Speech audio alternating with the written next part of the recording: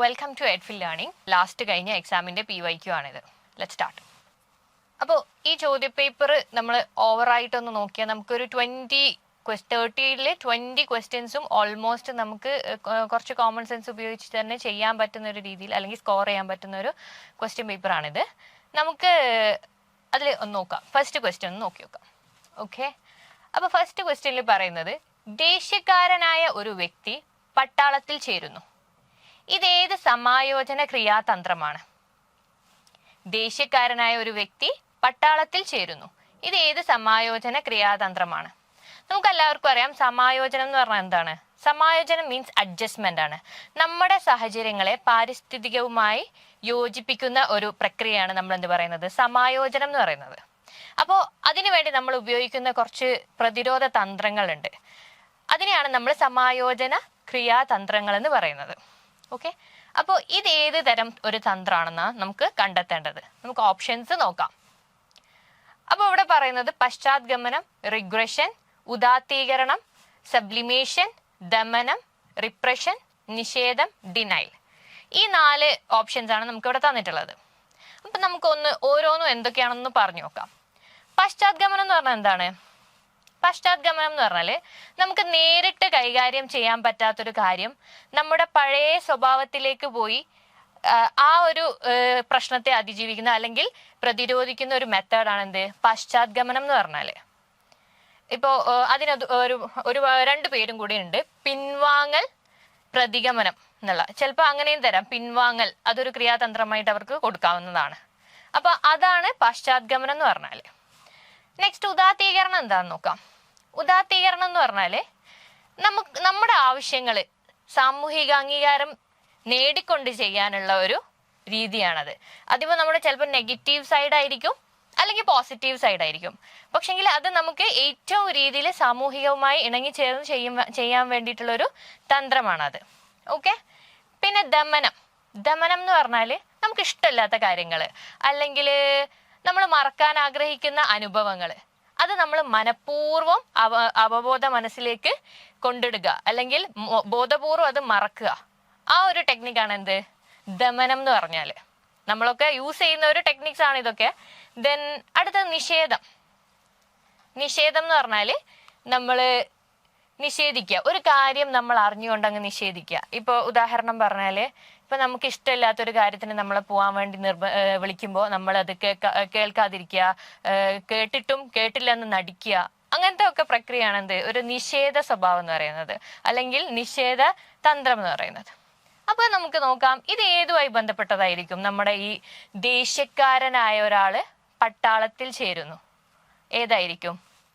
നമ്മളിവിടെ പറഞ്ഞു എല്ലാം നമ്മൾ എക്സ്പ്ലെയിൻ ചെയ്തു. അതിൽ നമുക്ക് ഏതാണ് കൂടുതൽ ആപ്റ്റ് ആയിട്ട് ഫീൽ ചെയ്യുന്നത് അല്ലെങ്കിൽ ഏതായിരിക്കും? നമുക്ക് നോക്കാം. ഉദാത്തീകരണമാണ്. ഉദാത്തീകരണം ഞാൻ പറഞ്ഞു എന്താണ്, നമുക്ക് പിന്നെ നമ്മുടെ ഇപ്പോൾ അയാളുടെ ഒരു ബാഡ് ഹാബിറ്റ് ആണ് അല്ലെങ്കിൽ ഒരു നെഗറ്റീവ് സൈഡാണ് എന്ത്, ദേഷ്യം എന്ന് പറയുന്നത്. അത് അയാൾ സമൂഹത്തിൽ അല്ലാത്ത രീതിയിൽ യൂസ് ചെയ്ത് കഴിഞ്ഞാൽ ആൾക്കാരും ആക്സെപ്റ്റ് ചെയ്യൂല. അതില് കൂടാതെ അയാള് പിന്നെ പട്ടാളത്തിൽ ചേരുകയാണെങ്കിൽ അയാൾക്ക് ആ ദേഷ്യം സമൂഹത്തിന് ഉപയോഗപ്പെടുത്തുന്ന രീതിയിൽ ഉപയോഗിക്കാൻ പറ്റും. കാരണം നമ്മുടെ ശത്രുക്കളോട് നമ്മൾ സ്നേഹത്തോടൊന്നും പെരുമാറേണ്ട ആവശ്യമില്ല, നമുക്ക് ദേഷ്യത്തിൽ പെരുമാറാം. ആ ഒരു ഐഡിയ അവിടെയാണ് അയാൾ യൂസ് ചെയ്യുന്നത്. അപ്പോൾ നമുക്ക് അത് പറയാം ഉദാത്തീകരണമാണ് വരിക.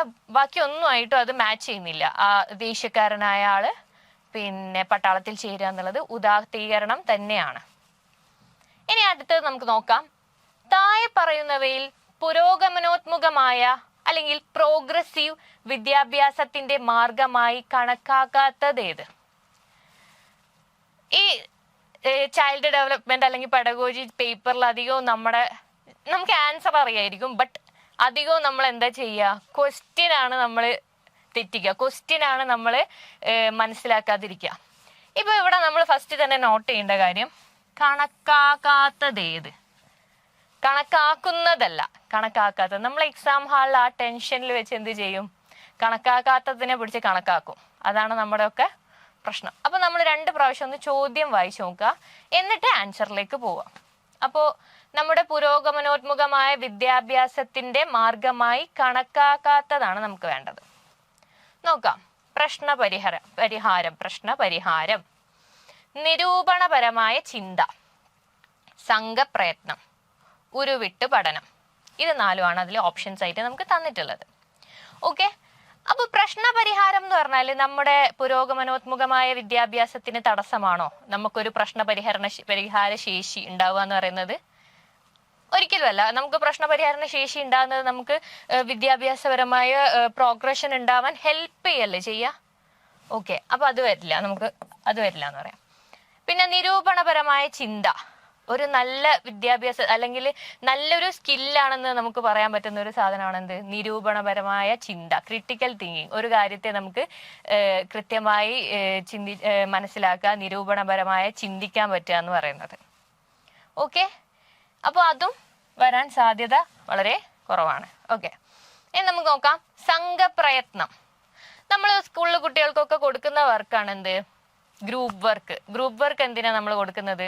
അവർ വിദ്യാഭ്യാസമായി പുരോഗതിയിലേക്ക് എത്താതിരിക്കാനാണോ അല്ലെങ്കിൽ എത്താനാണോ? ഒബ്വിയസ്ലി നമ്മൾ എന്താണ്, അവര് നല്ല രീതിയിൽ എന്താ പറയുക പ്രോഗ്രഷൻ ഉണ്ടാവാൻ, അല്ലെങ്കിൽ അവർക്ക് ഗ്രൂപ്പായി ഒരു ആക്ടിവിറ്റി ചെയ്യാൻ, അല്ലെങ്കിൽ അവർക്ക് റിസൾട്ട് കിട്ടാൻ, പരസ്പരം അവരുടെ ഐഡിയാസ് ഷെയർ ചെയ്യാൻ, അതൊക്കെ അവരുടെ വിദ്യാഭ്യാസത്തെ തീർച്ചയായും പ്രോഗ്രഷനിലേക്ക് എത്തിക്കുകയാണ് ചെയ്യുക. അപ്പൊ അതും വരാൻ സാധ്യതയില്ല. ഇനി നെക്സ്റ്റ് ഒരൊറ്റ ഓപ്ഷനേ ഉള്ളൂ, പക്ഷെ അതെന്താണെന്ന് നമുക്ക് നോക്കാം. ഉരുവിട്ട് പഠനം എന്ന് പറഞ്ഞാൽ എന്താണ്? നമ്മുടെ പഴയ ഒരു മെത്തേഡ്, അല്ലെങ്കിൽ നമ്മൾ ഉപയോഗിക്കാൻ പാടില്ലാത്തൊരു മെത്തേഡാണ് ഇങ്ങനെ ആവർത്തിച്ച് പറഞ്ഞു പഠിപ്പിക്കുക, അല്ലെങ്കിൽ ബൈ ഹാർട്ടിങ് മെത്തേഡ്. അങ്ങനെ ബൈ ഹാർട്ട് ചെയ്യുന്നതിനെ കൊണ്ട് എന്താണ് പ്രശ്നം? ബൈ ഹാർട്ട് നമുക്ക് പ്രോഗ്രഷനിൽ എത്തിക്കില്ലേ? ഒന്ന് ആലോചിച്ച് നോക്കിയേ. നമ്മൾ ബൈ ഹാർട്ട് പഠിക്കുമ്പോഴല്ലേ എപ്പോഴും നമ്മളോട് മറവിയിലേക്ക്, ബൈ ഹാർട്ട് പഠനമാണ് നമ്മുടെ എങ്ങോട്ടേക്ക് എത്തിക്കുക? മറവിയിലേക്ക് എത്തിക്കുക. അപ്പൊ അത് നമ്മുടെ വിദ്യാഭ്യാസത്തിനെ പുരോഗതിയിലേക്ക് എത്തിക്കാൻ സഹായിക്കുമോ ഇല്ലയോ? ഒരിക്കലുമില്ല. നമുക്ക് അത് ഉറപ്പിച്ച് പറയാൻ പറ്റും. കാരണം എന്താണ്? ഉരുവിട്ട് പഠനം നമ്മൾ തീരെ പ്രോത്സാഹിപ്പിക്കാൻ പാടില്ലാത്ത ഒരു മെത്തേഡാണ്. കാരണം അത് കുട്ടികളെ മറവിയിലേക്ക് എത്തിക്കാനും, പിന്നെ അതുകൊണ്ട് ഒരു പുരോഗമനം ഒരു കുട്ടിക്ക് ഉണ്ടാവുമോ? കുറെ പ്രാവശ്യം ഒരു സാധനം ഇങ്ങനെ ആവർത്തിച്ച് പറഞ്ഞാൽ ആ കുട്ടികൾക്ക് ഒരു പുരോഗമനം ഉണ്ടാകുമോ? ഇല്ല. നമ്മൾ സ്കൂളുകളിലൊന്നും ഇപ്പോൾ സ്റ്റേറ്റ് സിലബസിലൊന്നും നമ്മളത് ഫോളോ ചെയ്യുന്നില്ല ആ മെത്തേഡ് ഇപ്പോൾ. ഓക്കെ,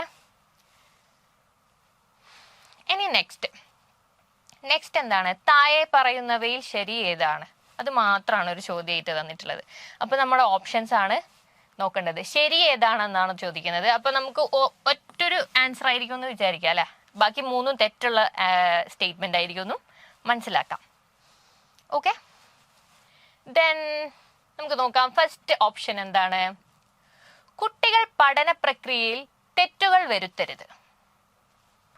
രണ്ടാമത്തേത്, കുട്ടികളെ അവരുടെ തെറ്റുകൾക്ക് കഠിനമായി ശിക്ഷിക്കണം. ഓക്കെ, പിന്നെ മൂന്നാമത്തേതോ, തെറ്റുകൾ വരുത്തുക എന്നത് പഠന പ്രക്രിയയുടെ ഭാഗമാണ്. തെറ്റുകൾ വരുത്തുന്നത് അസാധാരണമായ പ്രവൃത്തിയാണ്. ഇങ്ങനെ 4 ഓപ്ഷൻസ് ആണ് ഇവിടെ കൊടുത്തിട്ടുള്ളത്. ഓക്കെ, അപ്പൊ നമുക്ക് നോക്കാം. നമ്മൾ കുറച്ച് കോമൺ സെൻസ് ഉപയോഗിച്ചാൽ തന്നെ ഈ ക്വസ്റ്റ്യൻസ് ഒക്കെ നമുക്ക് അറ്റൻഡ് ചെയ്യാൻ പറ്റും. അതിനിത് ഡീപ്പ് സ്റ്റഡിയുടെയോ അല്ലെങ്കിൽ നമ്മൾ ഇതിനെപ്പറ്റി ആഴത്തിൽ അറിയേണ്ട ആവശ്യമില്ല. കുറച്ചൊരു നമ്മളൊന്ന് ചിന്തിച്ച് നോക്കിയാൽ ഉത്തരത്തിലേക്ക് നമുക്ക് എളുപ്പത്തിൽ എത്താൻ സാധിക്കും. ഓക്കെ, ദെൻ ഫസ്റ്റ് ഒന്നുകൂടി നോക്കാം. കുട്ടികൾ പഠന പ്രക്രിയയിൽ തെറ്റുകൾ വരുത്തരുത്. അങ്ങനെ ഒരിക്കലും നമുക്ക് പറയാൻ പറ്റൂല അല്ലെ. നമ്മൾ എപ്പോഴും കേൾക്കുന്നത് എന്താണ്? ലേൺ ഫ്രം മിസ്റ്റേക്സ്, തെറ്റുകളിൽ നിന്ന് പഠിക്കണം എന്നാണ് വലിയ വലിയ ആൾക്കാരും എല്ലാവരും പറഞ്ഞു. നമ്മൾ ഒരു നടത്തം എങ്ങനെയാണ് പഠിക്കുന്നത്? ഒരുപാട് വീണിട്ടാണ് നടക്കുന്നത്. അല്ലാതെ ഒരു കാര്യവും നമുക്ക് മിസ്റ്റേക്ക് ഇല്ലാതെ ചെയ്യാൻ പറ്റുമോ? ഇല്ല അല്ലെ. ഓക്കെ, അപ്പോൾ അത് വരാൻ തീരെ സാധ്യതയില്ല. കാരണം ശരിയാണ് നമ്മളോട് ചോദിക്കുന്നത്, അതൊരു തെറ്റായ സ്റ്റേറ്റ്മെന്റ് ആണ്. പിന്നെ നമുക്ക് നോക്കാം. കുട്ടികളെ അവരുടെ തെറ്റുകൾക്ക് കഠിനമായി ശിക്ഷിക്കണം. അങ്ങനെയാണ് കുട്ടികളൊന്നും ബാക്കി ഉണ്ടാവില്ല അല്ലെ. ഇന്ന് സ്കൂളിൽ കുട്ടികളൊന്നും ആരും ബാക്കി ഉണ്ടാവില്ല. നമ്മളൊക്കെ ഒരുപാട് മിസ്റ്റേക്കിൽ നിന്നാണ് പഠിച്ചത്. അല്ലാതെ മിസ്റ്റേക്ക് വന്ന ഉടനെ നമ്മളെ എടുത്തങ്ങ് ശിക്ഷിക്കുകയാണെങ്കിൽ ഓരോ ദിവസവും ശിക്ഷിച്ച് ബാക്കി കുട്ടി ഉണ്ടാവില്ല. പഠിച്ചു കഴിയുമ്പോഴേക്ക് കുട്ടി ബാക്കി ഉണ്ടാവാൻ സാധ്യതയില്ല അല്ലെ. ഓക്കെ, പിന്നെ കുട്ടിക്ക് അതുപോലെ പഠനത്തോട് തന്നെ, വിദ്യാഭ്യാസത്തോട് തന്നെ വെറുപ്പായി പോവും. ഒന്നും പഠിക്കണ്ടെന്ന് വിചാരിക്കും അല്ലെ. ഓക്കെ, ദെൻ നെക്സ്റ്റ് വൺ, തെറ്റുകൾ വരുത്തുക എന്നത് പഠന പ്രക്രിയയുടെ ഭാഗമാണ്. ആണോ? തെറ്റുകൾ വരുത്തുക എന്നത് നമ്മൾ ഇതുവരെ അത് തന്നെയാണ് പറഞ്ഞത് അല്ലെ, ലേൺ ഫ്രം മിസ്റ്റേക്സ്. അത് തന്നെയാണ്, ആ സെന്റൻസ് തന്നെയാണ് ഇവിടെ നമുക്ക് മലയാളത്തിൽ കാണാം. തെറ്റുകൾ വരുത്തുക എന്നത് പഠന പ്രക്രിയയുടെ ഭാഗമാണ്. Making errors are part of the learning process. അപ്പൊ നമുക്ക് അതിനോട് അത് ഒരു ശരിയായ സ്റ്റേറ്റ്മെന്റ് ആണെന്ന് നമുക്ക് പറയാൻ പറ്റും. ഓക്കെ, ദെൻ നെക്സ്റ്റ് എന്താ കൊടുത്തിട്ടുള്ളത്? തെറ്റുകൾ വരുത്തുന്നത് അസാധാരണമായ പ്രവൃത്തിയാണ്. ആണോ? അല്ല എന്നാണ് നമ്മൾ ഇപ്പൊ ഇതുവരെ ഡിസ്കസ് ചെയ്ത് പറഞ്ഞത്. ഓക്കെ, അപ്പൊ തീർച്ചയായും അതിന്റെ ആൻസർ എന്തായിരിക്കും? ഇതാ, തെറ്റുകൾ വരുത്തുക എന്നത് പഠന പ്രക്രിയയുടെ ഭാഗമാണ് എന്ന് നമുക്ക് പറയാൻ പറ്റും. അത് നമ്മൾ എല്ലാവരും ചെയ്യുന്ന ഒരു കാര്യമാണ്. നമ്മൾ എപ്പോഴും സ്കൂളിലൊക്കെ അനുഭവിക്കുന്ന കാര്യമാണ്. കാരണം കുട്ടികൾ തെറ്റിൽ നിന്നാണ് പഠിക്കേണ്ടതെന്നുള്ളൊരു ഇത് അവർക്ക് തന്നെ ഉണ്ടാവണം. അത് ആ ഒരു പഠനത്തിന്റെ ഭാഗമാണ് എന്നുള്ളത് കുട്ടികൾക്ക് വരെ മനസ്സിലാവണം. അല്ലാതെ അവർ മിസ്റ്റേക്ക് ഉണ്ടാക്കാൻ പേടിച്ചു കഴിഞ്ഞാൽ അവർക്ക് കൂടുതൽ പഠിക്കാനൊന്നും സാധിക്കില്ല. Right? Okay, then next question. Catherine ബ്രിഡ്ജസിന്റെ അഭിപ്രായത്തിൽ നവജാത ശിശുക്കൾ ഒരേ ഒരു വികാരം മാത്രമേ പ്രകടിപ്പിക്കുകയുള്ളൂ. താഴെ പറയുന്നവയിൽ ഏതാണത്? ഓക്കെ, അപ്പൊ കാതറിൻ ബ്രിഡ്ജസ് എന്ന് പറയുമ്പോൾ തന്നെ നമുക്കറിയാം, കാതറിൻ ബ്രിഡ്ജസ് ചാർട്ട് എന്ന് നമ്മൾ പറയും. അല്ലെങ്കിൽ കാതറിൻ ബ്രിഡ്ജസിന്റെ ചാർട്ട് എന്ന് പറയുന്നതിന് പകരം വികാരങ്ങളുടെ ചാർട്ട് എന്ന് നമുക്ക് പറയാൻ പറ്റും. ഈ കാതറിൻ ബ്രിഡ്ജസ് എന്താണ് ചെയ്തിട്ടുള്ളത്? കുട്ടി ജനിക്കുന്നത് മുതൽ, ജനനം മുതൽ 2 വയസ്സ് വരെ വ്യത്യസ്ത ഘട്ടങ്ങളാക്കി തിരിക്കുകയാണ് ചെയ്തത്. 2 വയസ്സ് വരെ. അതിൽ ആദ്യ ഘട്ടം ഏതാണ്? ജനനഘട്ടം. നമ്മുടെ ഫസ്റ്റ് ഒരു പിറന്നപാടുള്ള കുട്ടി, ജനനഘട്ടത്തില് ആ കുട്ടിക്ക് ഉണ്ടാകുന്ന വികാരത്തെ കാതറിൻ ബ്രിഡ്ജസ് പറയുന്നത് സന്ത്രാസം അല്ലെങ്കിൽ വിക്ഷോഭം, എക്സൈറ്റ്മെന്റ് എന്ന് പറഞ്ഞിട്ടുണ്ട്. പിന്നെ ഒരു 3 മാസമാകുമ്പോൾ കുട്ടിക്ക് ഉണ്ടാകുന്നത് അസ്വാസ്ഥ്യം, ആലസ്യം, അങ്ങനത്തെ സ്വഭാവങ്ങളായിരിക്കും, വികാരങ്ങളായിരിക്കും ഉണ്ടാവുക. പിന്നെ ഒരു 6 മാസമാകുമ്പോൾ കുട്ടി അത് സ്നേഹത്തിലേക്കും പിന്നെ അത് ഈർഷ്യയിലേക്കും ഒടുവിൽ അത് ആനന്ദത്തിലേക്കും 2 വയസ്സാകുമ്പോഴേക്ക് ആനന്ദം എന്ന വികാരത്തിലേക്കുമാണ് കുട്ടി എത്തിച്ചേരുന്നതാണ് കാതറിൻ ബ്രിഡ്ജസ് പറയുന്നത്. അപ്പൊ ഇവിടെ ചോദ്യം എന്താണ്? നമ്മുടെ ചോദ്യം എന്താണ്? കാതറിൻ ബ്രിഡ്ജസിന്റെ അഭിപ്രായത്തിൽ നവജാത ശിശുക്കൾ ഒരേ ഒരു വികാരം മാത്രമേ പ്രകടിപ്പിക്കുകയുള്ളൂ. താഴെ പറയുന്നവയിൽ ഏതാണത്? അപ്പൊ നവജാത ശിശു എന്ന് പറഞ്ഞാൽ എന്താണ്? ജനനഘട്ടത്തിലുള്ള ശിശു. അപ്പോ ആ കുട്ടിയെ അല്ലെങ്കിൽ ആ കുട്ടിക്ക് ഉണ്ടാകുന്ന വികാരമാണ്, ഫസ്റ്റ് വികാരമാണ് എന്ത്? സന്ത്രാസം അല്ലെങ്കിൽ വിക്ഷോഭം. ഇംഗ്ലീഷിൽ നമുക്ക് അതിനെ എക്സൈറ്റ്മെന്റ് എന്ന് പറയാം. അങ്ങനെ ഒരു ഓപ്ഷൻ ഇവിടെ തന്നിട്ടുണ്ടോ? യെസ്, ഓഫ് കോഴ്സ് ഇവിടെ തന്നിട്ടുണ്ട്. അപ്പോ വെറുപ്പല്ല, ക്രോധമല്ല, ഭയം അല്ല, അതൊക്കെ വേറെ സ്റ്റേജസിൽ വരുന്നുണ്ട്. ഓക്കെ, അപ്പൊ അതിന്റെ ആൻസർ എന്താണ്? വിക്ഷോഭം, എക്സൈറ്റ്മെന്റ് എന്ന് നമുക്ക് പറയാം. ഓക്കെ, വെൽ, ഇനി നമുക്ക് നെക്സ്റ്റ് ക്വസ്റ്റ്യനിലേക്ക് പോകാം. ചോദ്യം കൃത്യമായി വായിച്ചിട്ട് നമ്മൾ ആൻസറിലേക്ക് എത്തുമ്പോൾ ഈ ക്വസ്റ്റ്യൻസ് ഒക്കെ വളരെ എളുപ്പമാണ്. ഈ ടൈപ്പ് ക്വസ്റ്റ്യൻസ്. മറ്റേതൊക്കെ ഡയറക്റ്റ് ക്വസ്റ്റ്യൻ ആണ് തൊട്ട് മുമ്പ് കഴിഞ്ഞത്. ഇതൊക്കെ കുറച്ച് നമ്മൾ ക്വസ്റ്റ്യനിലൂടെ തന്നെ നമുക്ക് ആൻസറിലേക്ക് എത്തിച്ചേരാൻ പറ്റും. അടുത്തത്, ഞാൻ കേൾക്കുന്നവ ഞാൻ മറക്കുന്നു. I hear and I forget. ഞാൻ കാണുന്നവ ഞാൻ ഓർക്കുന്നു. I see and I remember. പിന്നെ ഞാൻ ചെയ്യുന്നവ ഞാൻ മനസ്സിലാക്കുന്നു. I do and I understand. Okay, എന്താണ് ഇതിൽ ഊന്നൽ നൽകുന്നത്? What does it emphasise? എന്തിലാണ് ഇത് ഊന്നൽ നൽകുന്നത്? ഈ ഒരു സ്റ്റേറ്റ്മെന്റിൽ നമുക്ക് എന്താ മനസ്സിലാവുന്നത്? ഒരാൾ കേൾക്കുന്നത് അയാൾ മറക്കുന്നുണ്ട്, പക്ഷെ അയാൾ കാണുന്നത് അയാൾ ഓർക്കുന്നുണ്ട്, അയാൾ ചെയ്യുന്നതും അയാൾ ഓർക്കുന്നുണ്ട്. ഓക്കെ, അപ്പോൾ നമുക്ക് തന്ന ഓപ്ഷൻസിൽ ഏറ്റവും ആപ്റ്റ് ആയ ആൻസർ ഏതാണെന്ന് നമുക്ക് നോക്കാം. പഠനാന്തരണം. പഠനാന്തരണം എന്ന് പറഞ്ഞാൽ നമ്മൾ പഠിച്ചൊരു കാര്യം മറ്റൊരു സാഹചര്യത്തിൽ പ്രസരിപ്പിക്കുന്ന ഒരു പ്രക്രിയയാണ് നമ്മൾ എന്ത് പറയാ? പഠനാന്തരണം, ട്രാൻസ്ഫർ ഓഫ് ലേണിംഗ് എന്ന് പറയാം. പിന്നെ അനുഭവാധിഷ്ഠിത പഠനം. ആ വാക്കിൽ തന്നെ ഉണ്ട്. എന്താണ് അനുഭവാധിഷ്ഠിത പഠനം എന്ന് പറയുമ്പോൾ? ഒരാൾ അനുഭവിച്ച് പഠിക്കുക. അല്ലെങ്കിൽ ഒരു കാര്യം നമ്മൾ പറയില്ല, കണ്ടതൊരിക്കലും മറക്കൂല. അല്ലെങ്കിൽ നമ്മൾ അനുഭവിച്ച ഒരു കാര്യം മറ്റൊരാൾക്ക് പറഞ്ഞാൽ മനസ്സിലാവില്ല. കാരണം അത് അനുഭവിച്ച് പഠിക്കുമ്പോഴേ അതിൻ്റെ ഒരു പാഠം മുഴുവനായിട്ട് നമുക്ക് ഉൾക്കൊള്ളാൻ പറ്റുകയുള്ളൂ.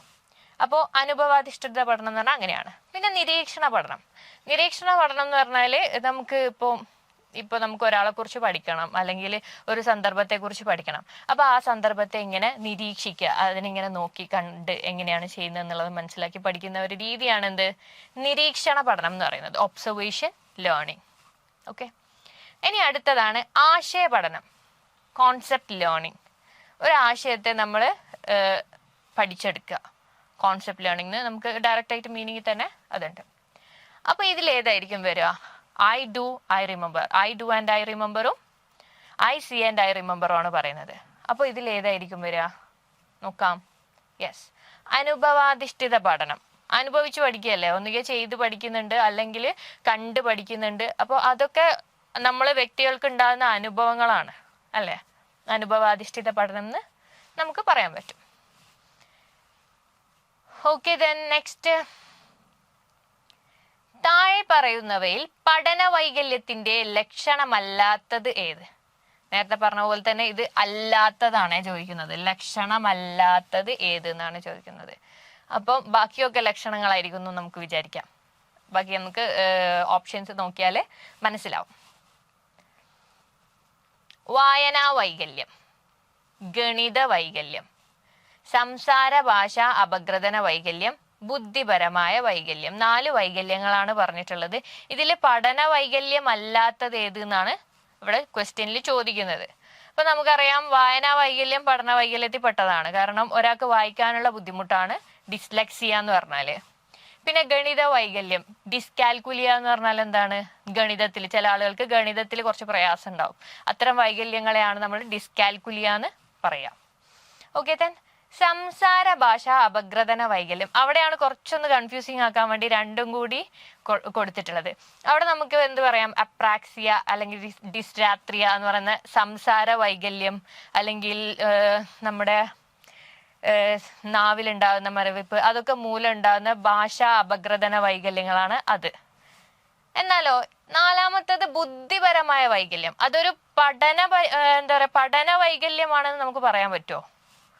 ഇല്ല, കാരണം ബാക്കി 3ഉം പഠന വൈകല്യങ്ങളാണ്. ഇത് ബുദ്ധി, ഒരു കോമൺ സാധനത്തെയാണ് വൈകല്യമായിട്ട് പറഞ്ഞിട്ടുള്ളത്. മറ്റതൊക്കെ പഠന വൈകല്യത്തിന്റെ ഓരോ പഠന വൈകല്യങ്ങളാണ്. ഓക്കെ, ഇനി നെക്സ്റ്റ്, ഗവേഷകർ സമജാത ഇരട്ടകളിൽ ധാരാളം പഠനങ്ങൾ നടത്തുകയും അവരുടെ ബുദ്ധിശക്തി വളരെയധികം ബന്ധമുള്ളതായി കണ്ടെത്തുകയും ചെയ്തു. ഇത് സൂചിപ്പിക്കുന്നത് എന്താണെന്ന് ചോദിക്കുന്നത്. ഗവേഷകർ ആരെയാണ് ആദ്യം പഠനങ്ങൾ നടത്തുന്നത്? സമജാത ശിശുക്കളെ അല്ലെങ്കിൽ സമജാത ഇരട്ടകളെയാണ്. മീൻസ് ഐഡന്റിക്കൽ ട്വിൻസ് ആണ്. ഐഡന്റിക്കൽ ട്വിൻസില് ബുദ്ധിശക്തി വളരെയധികം ബന്ധമുള്ളതായി കണ്ടെത്തുകയും ചെയ്തു. അതിന്റെ കാരണമാണ്, അല്ലെങ്കിൽ ഇത് സൂചിപ്പിക്കുന്നത് എന്താണ് നോക്കാം. ഓപ്ഷൻസ് നോക്കാം അല്ലെ നമുക്ക്. വികസനത്തെ പാരിസ്ഥിതിക ഘടകങ്ങൾ സ്വാധീനിക്കുന്നു. Development influenced by environmental factors. നമ്മളെ എൻവിറോൺമെന്റൽ ഫാക്ടേഴ്സ് സ്വാധീനിക്കുന്നുണ്ടെന്നാണ് ഒരു പോയിന്റിൽ പറയുന്നത്. നെക്സ്റ്റ് വൺ, വികസനത്തെ പാരമ്പര്യ ഘടകങ്ങൾ സ്വാധീനിക്കുന്നു. വികസനത്തെ പാരമ്പര്യ ഘടകങ്ങൾ സ്വാധീനിക്കുന്നു. നമ്മുടെ എന്താ പറയാ, ക്രോമസോമുകളിലൂടെ നമുക്ക് ജീനുകളിലൂടെ കടന്ന് നമുക്ക് കിട്ടിയ, അല്ലെങ്കിൽ നമ്മൾ അങ്ങനെ കിട്ടുന്ന, നമ്മളിപ്പോ മുടി, നല്ല നീളമുള്ള മുടി ഉണ്ടാവുമ്പോൾ നമ്മൾ പറയും അത് പാരമ്പര്യമാണ്. അല്ലെങ്കിൽ നല്ല കളറുള്ള ആൾ, ഒരു കുടുംബത്തിലെ ഒരുവിധ ആൾക്കാർക്കൊക്കെ നല്ല കളറാണെങ്കിൽ അവരുടെ പാരമ്പര്യമാണെന്നാണ് നമ്മൾ നോർമലി പറയാ. അപ്പോൾ പിന്നെ പറയുന്നത് വികസനത്തെ സാമൂഹ്യ ഘടകങ്ങൾ സ്വാധീനിക്കുന്നു. വികസനത്തെ സാമൂഹ്യ ഘടകങ്ങൾ സ്വാധീനിക്കുന്നുണ്ടോ എന്ന് ചോദിച്ചാല് വികസനത്തെ സാമൂഹ്യ ഘടകങ്ങൾ സ്വാധീനിക്കും. പക്ഷെ ഇവിടെ അവരാരെയാണ്? നവജാത ശിശുക്കളാണ്. അതാണ് നമ്മുടെ ചോദ്യം. ഐഡന്റിക്കൽ ട്വിൻസിനെയാണ് അവര് പഠിക്കുന്നത്. ഓക്കെ, അവരുടെ ബുദ്ധിശക്തിയാണ് അവര് അളക്കുന്നത്. പിന്നെ വികസനത്തെ സാംസ്കാരിക ഘടകങ്ങൾ സ്വാധീനിക്കുന്നു. മറ്റതൊക്കെ നമുക്ക് എന്താ പറയാ, എല്ലാവർക്കും ഏകദേശം ഒരു എൻവയോൺമെന്റ് ആയിരിക്കും, അല്ലെങ്കിൽ സാമൂഹിക ഘടകങ്ങൾ വ്യത്യസ്ത രീതിയിലുണ്ടാവും. പക്ഷെ ഇവിടെ പാരമ്പര്യം അവർക്ക് ഒരുപോലെയല്ല എന്തായാലും കിട്ടിയിട്ടുണ്ടാവുക. ഈ ഐഡന്റിക്കൽ ട്വിൻസിന് അവരുടെ അച്ഛനും അമ്മയിലൂടെയും അവർക്ക് കിട്ടിയ പാരമ്പര്യത്തിലൂടെ കിട്ടിയ കാര്യമാണ് എന്ത്? ബുദ്ധിശക്തി എന്ന് പറയുന്നത്. വികസനത്തെ പാരമ്പര്യ ഘടകങ്ങൾ സ്വാധീനിക്കുന്നത് കൊണ്ടാണ് എന്ത്? നമ്മുടെ ക്വസ്റ്റ്യൻ ഒന്ന് നോക്കാം. സമജാത ഇരട്ടകളിൽ ധാരാളം പഠനങ്ങൾ നടത്തുകയും അവരുടെ ബുദ്ധിശക്തി വളരെയധികം ബന്ധമുള്ളതായി കണ്ടെത്തുകയും ചെയ്തു. ഒരുപോലെയുള്ള ബുദ്ധിശക്തി അവർക്ക് കിട്ടിയത് പിന്നെ അവരുടെ പാരമ്പര്യത്തിലൂടെയാണ്. ഓക്കെ, ഇനി നെക്സ്റ്റ് ക്വസ്റ്റ്യൻ നോക്കാം. ഗൃഹപാഠം ചെയ്യാത്തതിന് ഒരു ടീച്ചർ ഒരു കുട്ടിയെ ശിക്ഷിക്കുന്നു. വേറൊരു ടീച്ചർ അതേ കുട്ടിയെ കുറവ് മാർക്ക് ലഭിച്ചതിന് ശിക്ഷിക്കുന്നു. എല്ലാ ടീച്ചർമാരും കുട്ടികളെ ശിക്ഷിക്കുന്നു എന്ന നിർണയത്തിൽ കുട്ടി എത്തിച്ചേരുന്ന ഇത്തരത്തിലുള്ള ചിന്തയെ വിളിക്കുന്നത് എന്താണെന്നാണ് ചോദിക്കുന്നത്. ഇവിടെ നോക്കുക, ആദ്യം ഹോംവർക്ക് ചെയ്യാത്തതിന് കുട്ടിയെ ശിക്ഷിച്ചു. പിന്നെ മറ്റൊരു ടീച്ചർ എന്താ ചെയ്യുന്നത്? മാർക്ക് കുറഞ്ഞതിന് അല്ലെങ്കിൽ കുറവ് മാർക്ക് കിട്ടിയതിന് ശിക്ഷിച്ചു. അങ്ങനെ എല്ലാ ടീച്ചർമാരും ഇങ്ങനെ വന്നു പോകുമ്പോൾ ഓരോ കാരണം കണ്ടെത്തി കുട്ടി എന്ത് ചെയ്യുന്നുണ്ട്? ശിക്ഷിക്കുന്നുണ്ട്. അപ്പൊ കുട്ടിയുടെ മനസ്സിലുള്ള ചിന്ത ഇതിങ്ങനെയാണ്. ടീച്ചർമാരൊക്കെ ആ കുട്ടിയുടെ ആ ഒരു യുക്തി വെച്ച് കുട്ടി ചിന്തിക്കുന്നത് ഇത് ഒരു എന്താ പറയാ, എന്തെങ്കിലും ഒരു റീസൺ കിട്ടിക്കഴിഞ്ഞാൽ എന്നെ ശിക്ഷിക്കുക, അല്ലെങ്കിൽ എന്നെ ശിക്ഷിക്കലാണ് ഇവരുടെ ഒരു രീതി എന്നുള്ളതാണ് കുട്ടി മനസ്സിലാക്കിയെടുക്കുന്നത്. അപ്പൊ അതിന് നമുക്ക് എങ്ങനെ പറയാം? ഓപ്ഷൻസിൽ ഏതൊക്കെയാ തന്നിട്ടുള്ളത് നോക്കാം. യുക്തിചിന്ത, പ്രശ്നപരിഹാരം, അന്വേഷണം, സർഗപരത. ഇങ്ങനെ അടിക്കുന്നത് കൊണ്ട് കുട്ടി ഒരിക്കലും സർഗപരമായിട്ടുള്ള ഒരു കാര്യത്തിലേക്ക് എത്തിച്ചേരൂല. പിന്നെ അന്വേഷണ രീതിയിലേക്കും എത്തിച്ചേരൂല. പിന്നെ പ്രശ്നപരിഹാരം, പ്രോബ്ലം സോൾവിങ് ആണോ? അത് അല്ല. കുട്ടി ഒരു യുക്തി ചിന്തയിലാണ് എന്ത് എത്തിച്ചേരുന്നത്? ഇവരിങ്ങനെ ഓരോരുത്തർ വരുന്നു, അടിക്കുന്നു, ഇനി വേറൊരു ടീച്ചർ വരും അടുത്ത പീരീഡ്, എന്നിട്ട് പിന്നെ വേറെ എന്തെങ്കിലും പറഞ്ഞിട്ട് പിന്നെയും ശിക്ഷിക്കും. അപ്പോൾ കുട്ടിയുടെ ഒരു യുക്തിചിന്ത ഒരു റീസണിങ് ആണ് അവര് അവിടെ കണ്ടെത്തുന്നത്. കുട്ടി യുക്തിചിന്തയിലാണ് ഒടുവിൽ എത്തിച്ചേരുന്നത്. Okay, then next one. ഒരു ടീച്ചർ കുട്ടികളിൽ പ്രശ്നപരിഹരണ ശേഷി വളർത്തിയെടുക്കാൻ ആഗ്രഹിക്കുന്നു.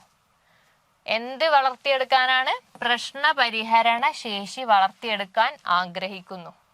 താഴെ പറയുന്നവയിൽ ഏതാണ് ഇതിന് സഹായകമാകുന്നത്? പ്രശ്നപരിഹരണ ശേഷി വളർത്തിയെടുക്കാൻ ഉതകുന്ന സ്വാധീനിക്കുന്ന ഘടകങ്ങൾ ആണ് കണ്ടെത്തേണ്ടത്. ഘടകമാണ് നമുക്ക് കണ്ടെത്തേണ്ടത്. കുട്ടികൾക്ക് ക്ലാസ് ടെസ്റ്റുകൾ നൽകുക, കുട്ടികൾക്ക് ഇമ്പോസിഷൻ നൽകുക, കുട്ടികളെ ചോദ്യങ്ങൾ ചോദിക്കാൻ പ്രോത്സാഹിപ്പിക്കുക, പിന്നെ കുട്ടികളെ അധ്യാപനത്തിൽ ശ്രദ്ധിക്കാൻ പ്രേരിപ്പിക്കുക. ഇത് 4 കൊടുത്തിട്ടുള്ളത്. ഓക്കെ, അപ്പൊ നമുക്ക് നോക്കാം. കുട്ടിയുടെ പ്രശ്നപരിഹരണ ശേഷി അല്ലെങ്കിൽ പ്രശ്നപരിഹരണ ശേഷി വളർത്തിയെടുക്കാൻ ആഗ്രഹിക്കുന്നെങ്കിൽ ഏത് ഘടകമാണ് നമ്മൾ സ്വീകരിക്കേണ്ടത്? കുട്ടികൾക്ക് ക്ലാസ് ടെസ്റ്റുകൾ നൽകുമ്പോൾ കുട്ടികൾ നല്ല ഉഷാറായിട്ട് പ്രശ്നപരിഹരണ ശേഷിയായിരിക്കും അതിൽ തെളിയിക്കുക? നമുക്ക് പൂർണ്ണമായി പറയാൻ പറ്റത്തില്ല. കാരണം അതല്ലല്ലോ അതിന്റെ ഒരു ലക്ഷ്യവും അതല്ല. അങ്ങനെ ഒരു പ്രശ്നപരിഹരണ ശേഷിയിലേക്ക് കുട്ടിക്ക് തീർച്ചയായും എത്താൻ പറ്റുമോ നമുക്ക് പറയാൻ പറ്റില്ല. കാരണം മറ്റു ഓപ്ഷൻസ് ഏറ്റവും ആപ്റ്റ് ആണ് നമ്മൾ സെലക്ട് ചെയ്യേണ്ടത്. കുട്ടികൾക്ക് ഇമ്പോസിഷൻ നൽകുക. കുട്ടികൾ ഇമ്പോസിഷൻ നൽകുന്നതിലൂടെ ഒരിക്കലും പ്രശ്നപരിഹരണ ശേഷി, അതൊരു പ്രശ്നം തീർക്കാൻ വേണ്ടി അല്ലെങ്കിൽ ടീച്ചർ തിരിച്ച് ക്ലാസ്സിലേക്ക് കയറാൻ വേണ്ടിയിട്ട് ഒരു എന്താ പറയാ ശിക്ഷയായിട്ടാണ് അത് നമ്മൾ കൊടുക്കുന്നത്. അല്ലെങ്കിൽ അതൊരിക്കലും പ്രശ്നപരിഹാരത്തിന്, കുട്ടികളുടെ പ്രശ്നപരിഹരണ ശേഷി വർദ്ധിപ്പിക്കാൻ നമുക്കത് ഉപയോഗിക്കാൻ പറ്റത്തില്ല. ഇനി നമുക്ക് നോക്കാം. കുട്ടികളെ ചോദ്യങ്ങൾ ചോദിക്കാൻ പ്രോത്സാഹിപ്പിക്കുക. നമ്മൾ പറയൂലേ കുട്ടികളെ എന്താ പറയാ, ഇപ്പൊ നമ്മൾ ക്ലാസ് എടുക്കുമ്പോൾ തന്നെ പറയും നിങ്ങൾ ഡൗട്ട്സ് ഉണ്ടെങ്കിൽ ചോദിക്കണം. ചോദ്യങ്ങളിൽ നിന്നാണ് അവരുടെ പ്രശ്നങ്ങൾക്ക് പരിഹാരങ്ങൾ നമ്മൾ കണ്ടെത്താൻ പറയാ. നിങ്ങൾക്ക് എന്ത് ഡൗട്ട് ഉണ്ടെങ്കിലും എന്ത് പ്രശ്നങ്ങൾ ഉണ്ടെങ്കിലും നിങ്ങൾ ചോദിക്കുക, അത് പരിഹരിക്കുക. അപ്പോൾ അവരിലെ ചോദ്യങ്ങൾ ചോദിക്കുന്ന ആ ഒരു സ്വഭാവത്തെ നമ്മൾ പ്രോത്സാഹിപ്പിക്കണം എന്നാണ് പറയുക. കുട്ടികളെ അധ്യാപനത്തിൽ ശ്രദ്ധിക്കാൻ പ്രേരിപ്പിക്കുക. അധ്യാപനത്തിൽ encourage children to concentrate only on lecturing. വെറും അല്ലെങ്കിൽ ഞാൻ പറയുന്നത് മാത്രം നിങ്ങൾ കേട്ടാൽ മതി നമുക്ക് കുട്ടികളോട് അങ്ങനെ പറഞ്ഞു കഴിഞ്ഞാൽ അതൊരു ലെക്ചറിങ് മെത്തേഡാണ്, അത് നമ്മൾ ഫോളോ ചെയ്യരുതെന്നാണ്. കാരണം കുട്ടികളിലെ കഴിവോ സർഗപരതയോ പ്രശ്നപരിഹരണ ശേഷിയോ ഒന്നും അവിടെ വളരില്ല. നമ്മൾ ചിലപ്പോൾ നല്ലോണം പഠിച്ച ക്ലാസ് എടുത്ത് നോട്ടെടുത്ത് പോവും, പക്ഷെങ്കിൽ കുട്ടികളുടെ പ്രശ്നപരിഹരണ ശേഷി വർദ്ധിപ്പിക്കാൻ വേണ്ടിയിട്ട് ഇവിടെ ആപ്റ്റായിട്ട് നമുക്ക് പറയാൻ പറ്റുക കുട്ടികളെ ചോദ്യങ്ങൾ ചോദിക്കാൻ പ്രോത്സാഹിപ്പിക്കുക. എത്രത്തോളം കുട്ടികൾ ചോദ്യങ്ങൾ ചോദിക്കാനുള്ള ആ ഒരു ത്വര കുട്ടികൾക്ക് ഉണ്ടാവുന്നു, അത്രത്തോളം അവരുടെ പ്രശ്നപരിഹരണ ശേഷി സ്കില്ല് അവർക്കിങ്ങനെ വർദ്ധിപ്പിച്ചെടുക്കാൻ സാധിക്കും. ഓക്കെ, ഇനി നമുക്ക് നോക്കാം നെക്സ്റ്റ് വൺ. 3 വയസ്സുള്ള ഒരു കുട്ടിക്ക് പെൻസിൽ ശരിയായി പിടിച്ച് അക്ഷരങ്ങൾ എഴുതാൻ സാധിക്കുന്നില്ല. എന്നാൽ ആ കുട്ടിക്ക് 5 വയസ്സാകുമ്പോൾ ഇത് എളുപ്പത്തിൽ ചെയ്യാൻ സാധിക്കുന്നു. താഴെ പറയുന്നവയിൽ ഇതിനു കാരണം ഏതാണ്? ഇവിടെ പറയുന്നു ഒരു 3 വയസ്സായ ഒരു കുട്ടിക്ക് കൃത്യമായി പെൻസിൽ പിടിക്കാനും പറ്റുന്നില്ല, അക്ഷരങ്ങൾ എഴുതാനും പറ്റുന്നില്ല. ഓക്കെ, എന്നാൽ അതേ കുട്ടി 5 വയസ്സാവുമ്പോൾ എന്ത് ചെയ്യുന്നു? കൃത്യമായി പെൻസിൽ പിടിക്കുകയും ചെയ്യുന്നുണ്ട്, അക്ഷരങ്ങൾ എഴുതുകയും ചെയ്യുന്നു. ഇതെന്തുകൊണ്ടാണ്, അല്ലെങ്കിൽ ഇതിന്റെ കാരണമാണ് ചോദിക്കുന്നത്. നമുക്ക് ഓപ്ഷൻസ് നോക്കാം. ഓക്കെ, അവന്റെ പഠനാന്തരീക്ഷം.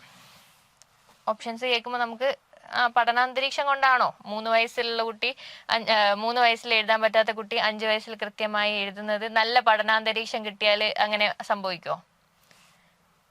അവന്റെ പഠന വേഗം, അവൻ സ്പീഡിൽ പഠിക്കുന്നത് കൊണ്ടാണോ 3 വയസ്സായ കുട്ടി 5 വയസ്സായിട്ടാണ് ആ കുട്ടിക്ക് എന്ത് പറ്റുന്നത്?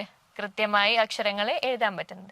അവന്റെ പഠന ശൈലി, പഠനത്തിനുള്ള അവന്റെ പരിപക്വനം, ഇത് 4ആണ് ഓപ്ഷനിൽ തന്നില്ല. കേൾക്കുമ്പോൾ നമുക്ക് എല്ലാം ഒരുപോലെ ആയിട്ട് തോന്നും, പക്ഷെ ഇതൊന്നും നമുക്ക് വിലയിരുത്തി നോക്കുകയാണെങ്കിൽ അവന്റെ പഠനാന്തരീക്ഷം നന്നായാൽ അങ്ങനെ 3 വയസ്സുള്ള ഒരു കുട്ടിക്ക് പെട്ടെന്ന് എഴുത്തും കാര്യങ്ങളൊക്കെ റെഡിയായി വരുമോ? അതുപോലെ പഠനം വേഗത്തിൽ പഠിക്കുന്നത് കൊണ്ടാണോ? എന്നാൽ അവന്റെ പഠന ശൈലി കൊണ്ടാണോ? പക്ഷെ നമുക്ക് ഇവിടെ ഒരു വ്യത്യസ്തമായിട്ടുള്ള പോയിന്റ് ആണ് പഠനത്തിനുള്ള അവന്റെ പരിപക്വനം.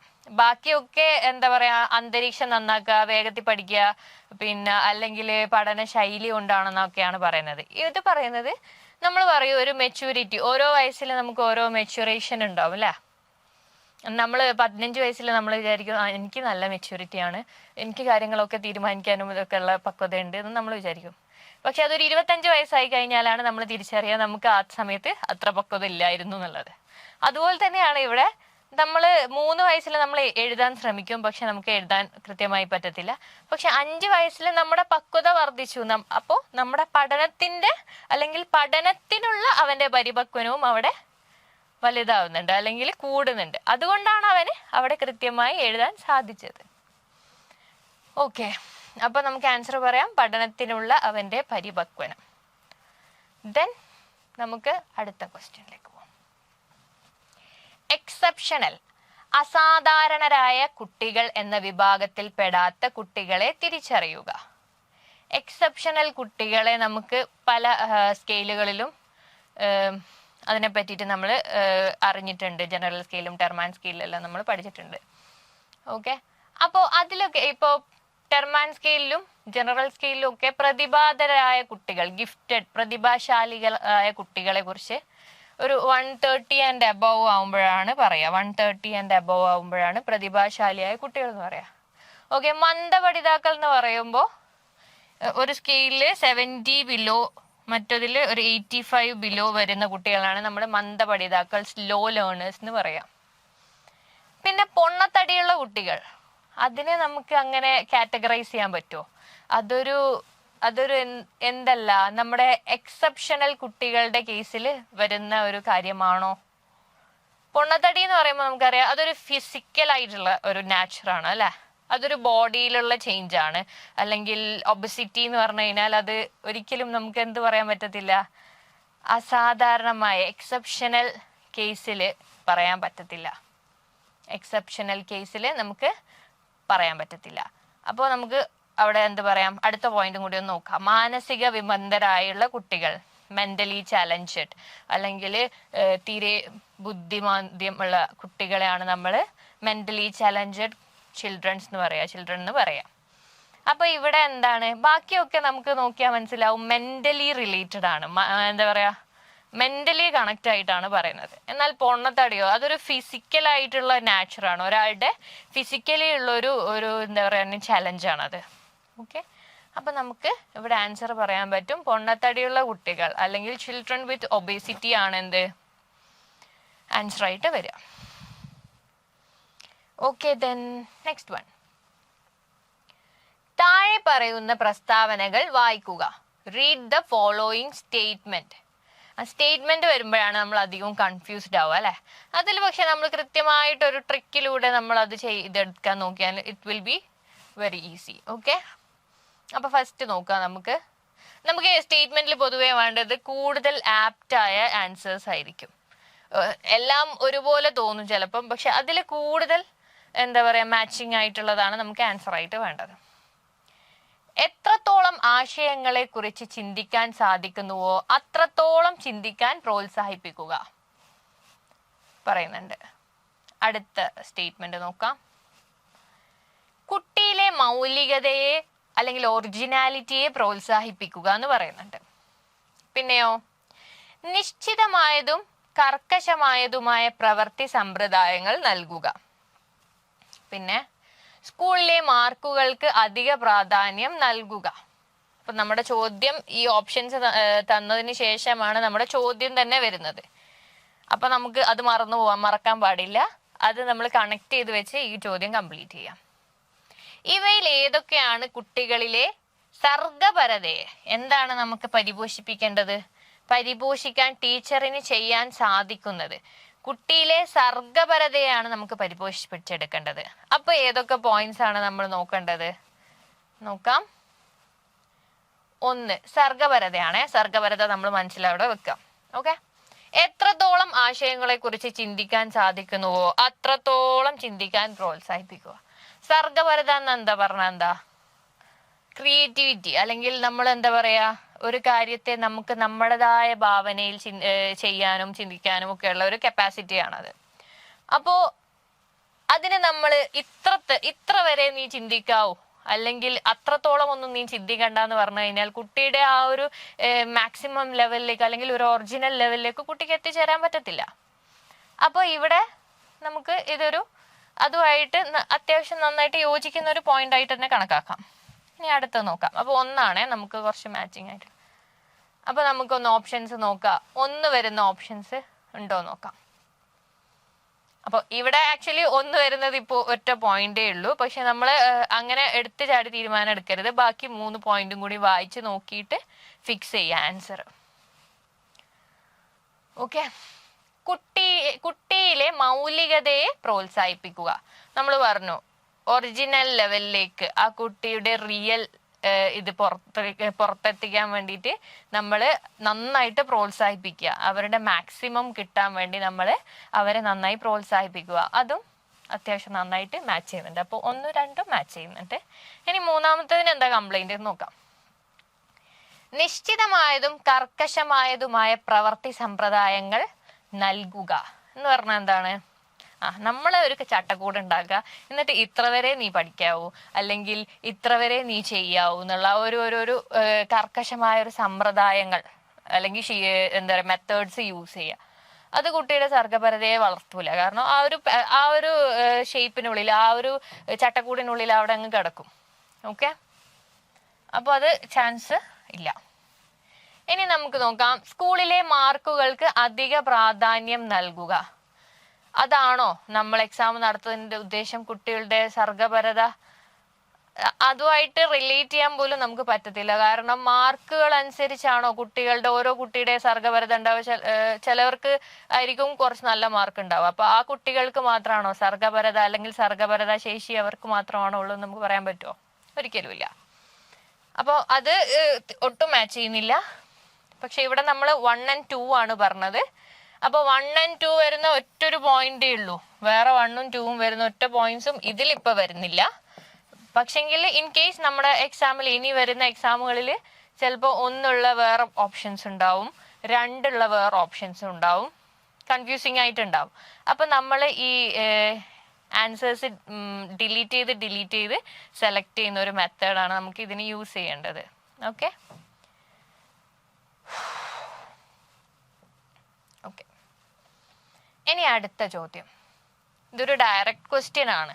ഇതിനധികം നമുക്ക് എക്സ്പ്ലനേഷൻ്റെ ഒന്നും ആവശ്യമില്ല. ഇത് നമ്മൾ കോണ്ടന്റ് പഠിച്ചു കഴിഞ്ഞാൽ എളുപ്പത്തിൽ മനസ്സിലാവും. അല്ലെങ്കിൽ ഒരു ചൈൽഡ് ഡെവലപ്മെന്റ് ആൻഡ് പെഡഗോജിയിൽ ഏതൊരു കുട്ടിയും അത് പഠിച്ചു വന്ന ഏതൊരാൾക്കും ആൻസർ ചെയ്യാൻ പറ്റുന്ന ഒരു ക്വസ്റ്റ്യൻ ആയിട്ടാണ് എനിക്ക് തോന്നിയത്. നമുക്ക് നോക്കാം. സമീപസ്ഥ വികാസ മണ്ഡലം ZPD എന്ന ആശയം രൂപപ്പെടുത്തിയത് ആരാന്നാണ് ചോദിക്കുന്നത്.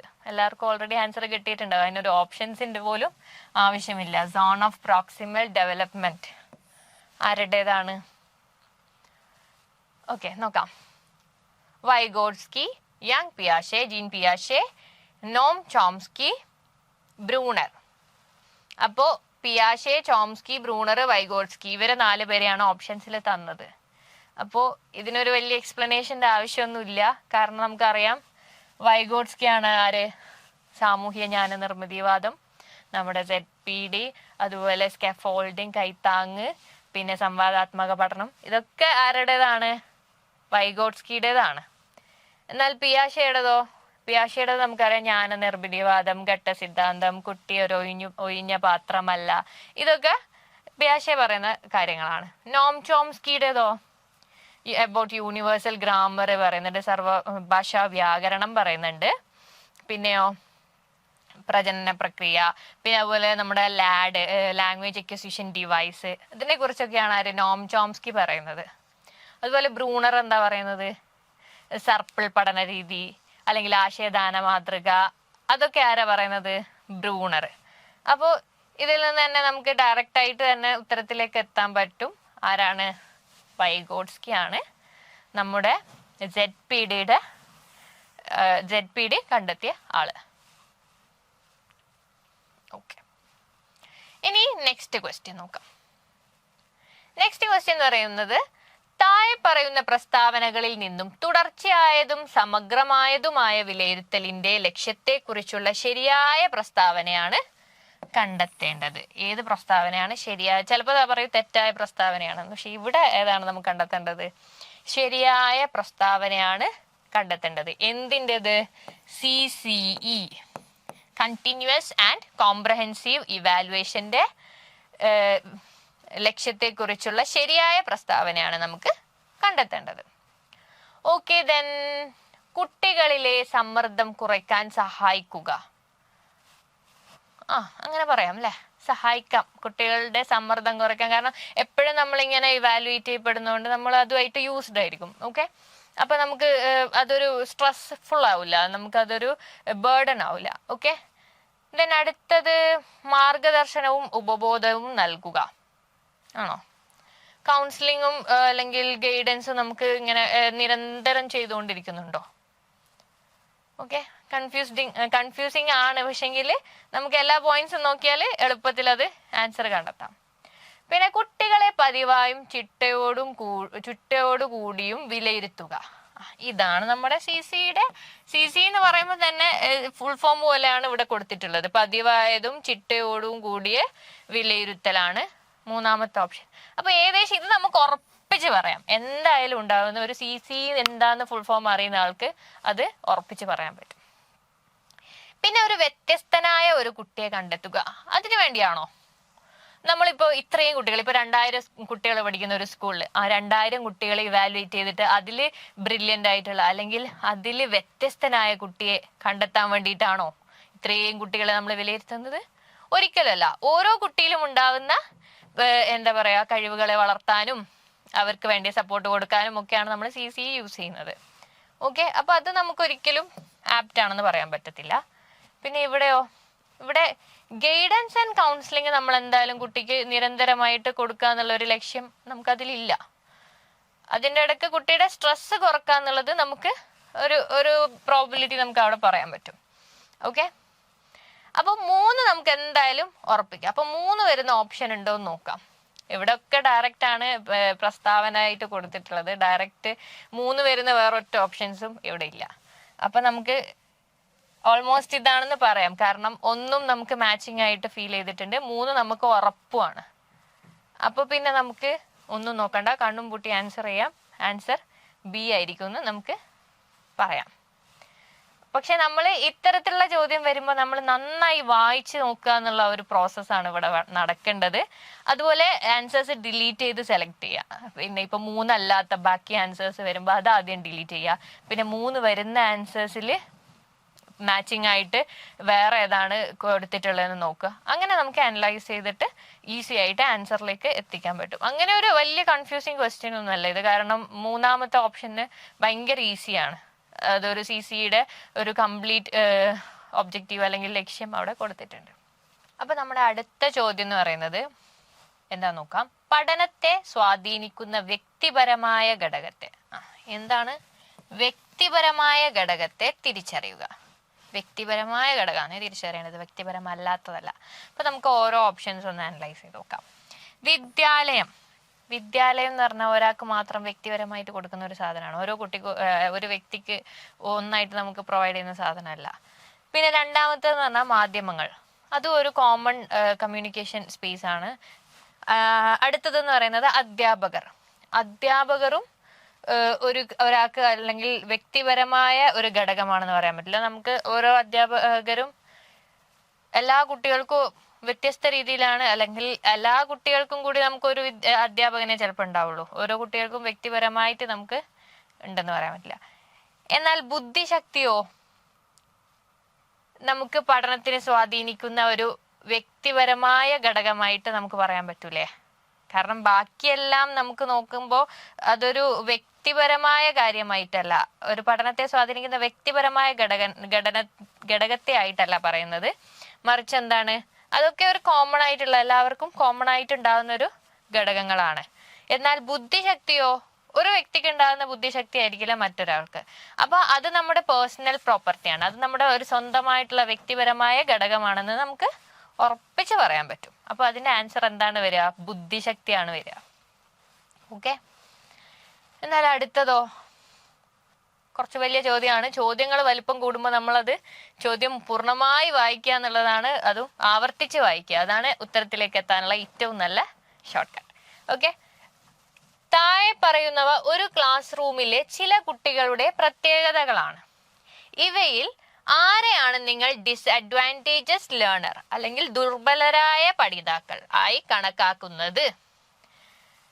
അപ്പോൾ നമുക്ക് പ്രസ്താവനകൾ അല്ലെങ്കിൽ സ്റ്റേറ്റ്മെന്റ്സ് തന്നിട്ടുണ്ടാവും, അതിൽ നിന്നാണ് നമ്മൾ ആപ്റ്റ് ആയിട്ടുള്ളത് സെലക്ട് ചെയ്യേണ്ടത്. ഓക്കെ. അപ്പോൾ അത്ര ചോദ്യങ്ങൾ തരുമ്പോൾ നമ്മൾ എന്താ കൂടുതലായിട്ട് ചെയ്യേണ്ടത്? ഏറ്റവും കൂടുതൽ ദുർബലരായ പഠിതാക്കൾ അല്ലെങ്കിൽ ഏറ്റവും ഡിസ്അഡ്വാൻറ്റേജസ് ഉള്ള ആൾ ആരാണെന്നാണ് നമ്മൾ കണ്ടെത്തേണ്ടത്. അപ്പൊ നമുക്ക് ഇവിടെ ഓപ്ഷൻസ് നോക്കാം. വിദ്യാഭ്യാസപരമായി മുൻപന്തിയിലുള്ളവർ, അക്കാഡമിക്കലി അഡ്വാൻസ്ഡ് ആയിട്ടുള്ള ആൾക്കാർ.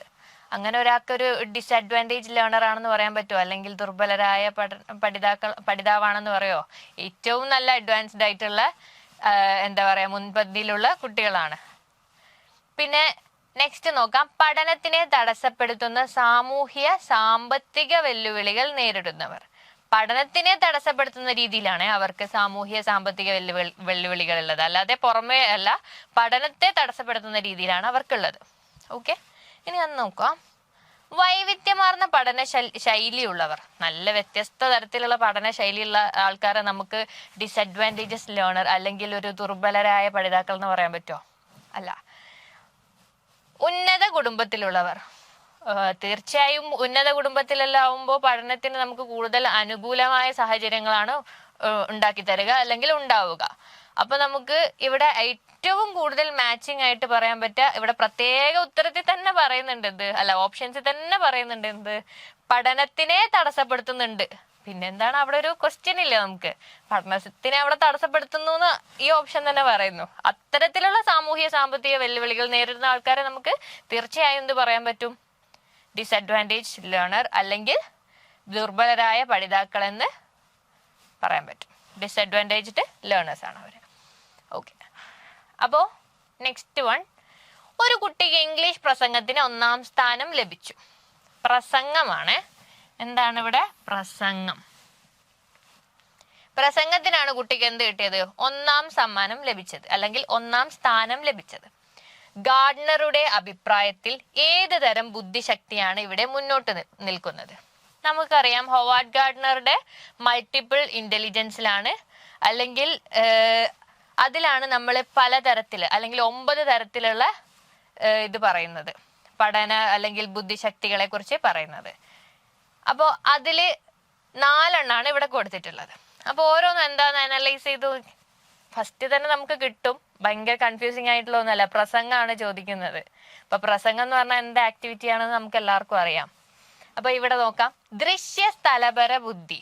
ദൃശ്യസ്ഥലപര ബുദ്ധി എന്ന് പറഞ്ഞാല് ഒരു ഉദാഹരണം പറയാണ്, നന്നായിട്ട് ചിത്രം വരക്കുന്ന ആൾക്കാര്, കൊളാഷ് ഉണ്ടാക്കുന്ന ആൾക്കാര്, അല്ലെങ്കിൽ എൻജിനീയേഴ്സ്, അവർക്കാണല്ലോ ഒരു സാധനം കാണുമ്പോൾ ഇങ്ങനെ ഇത്ര ഇങ്ങനെ ചെയ്ത് കഴിഞ്ഞാൽ ബെറ്റർ ആയിരിക്കും, അങ്ങനെ നല്ലൊരു വ്യൂ ഉണ്ടാവുന്നത്, അല്ലെങ്കിൽ ദൃശ്യസ്ഥലം എങ്ങനെ, ആ ഒരു ടൈപ്പ് ലെവൽ ഓഫ് ബുദ്ധി അവർക്കാണ് ഉണ്ടാവുക. പിന്നെയോ ശാരീരിക ചലനപര ബുദ്ധി.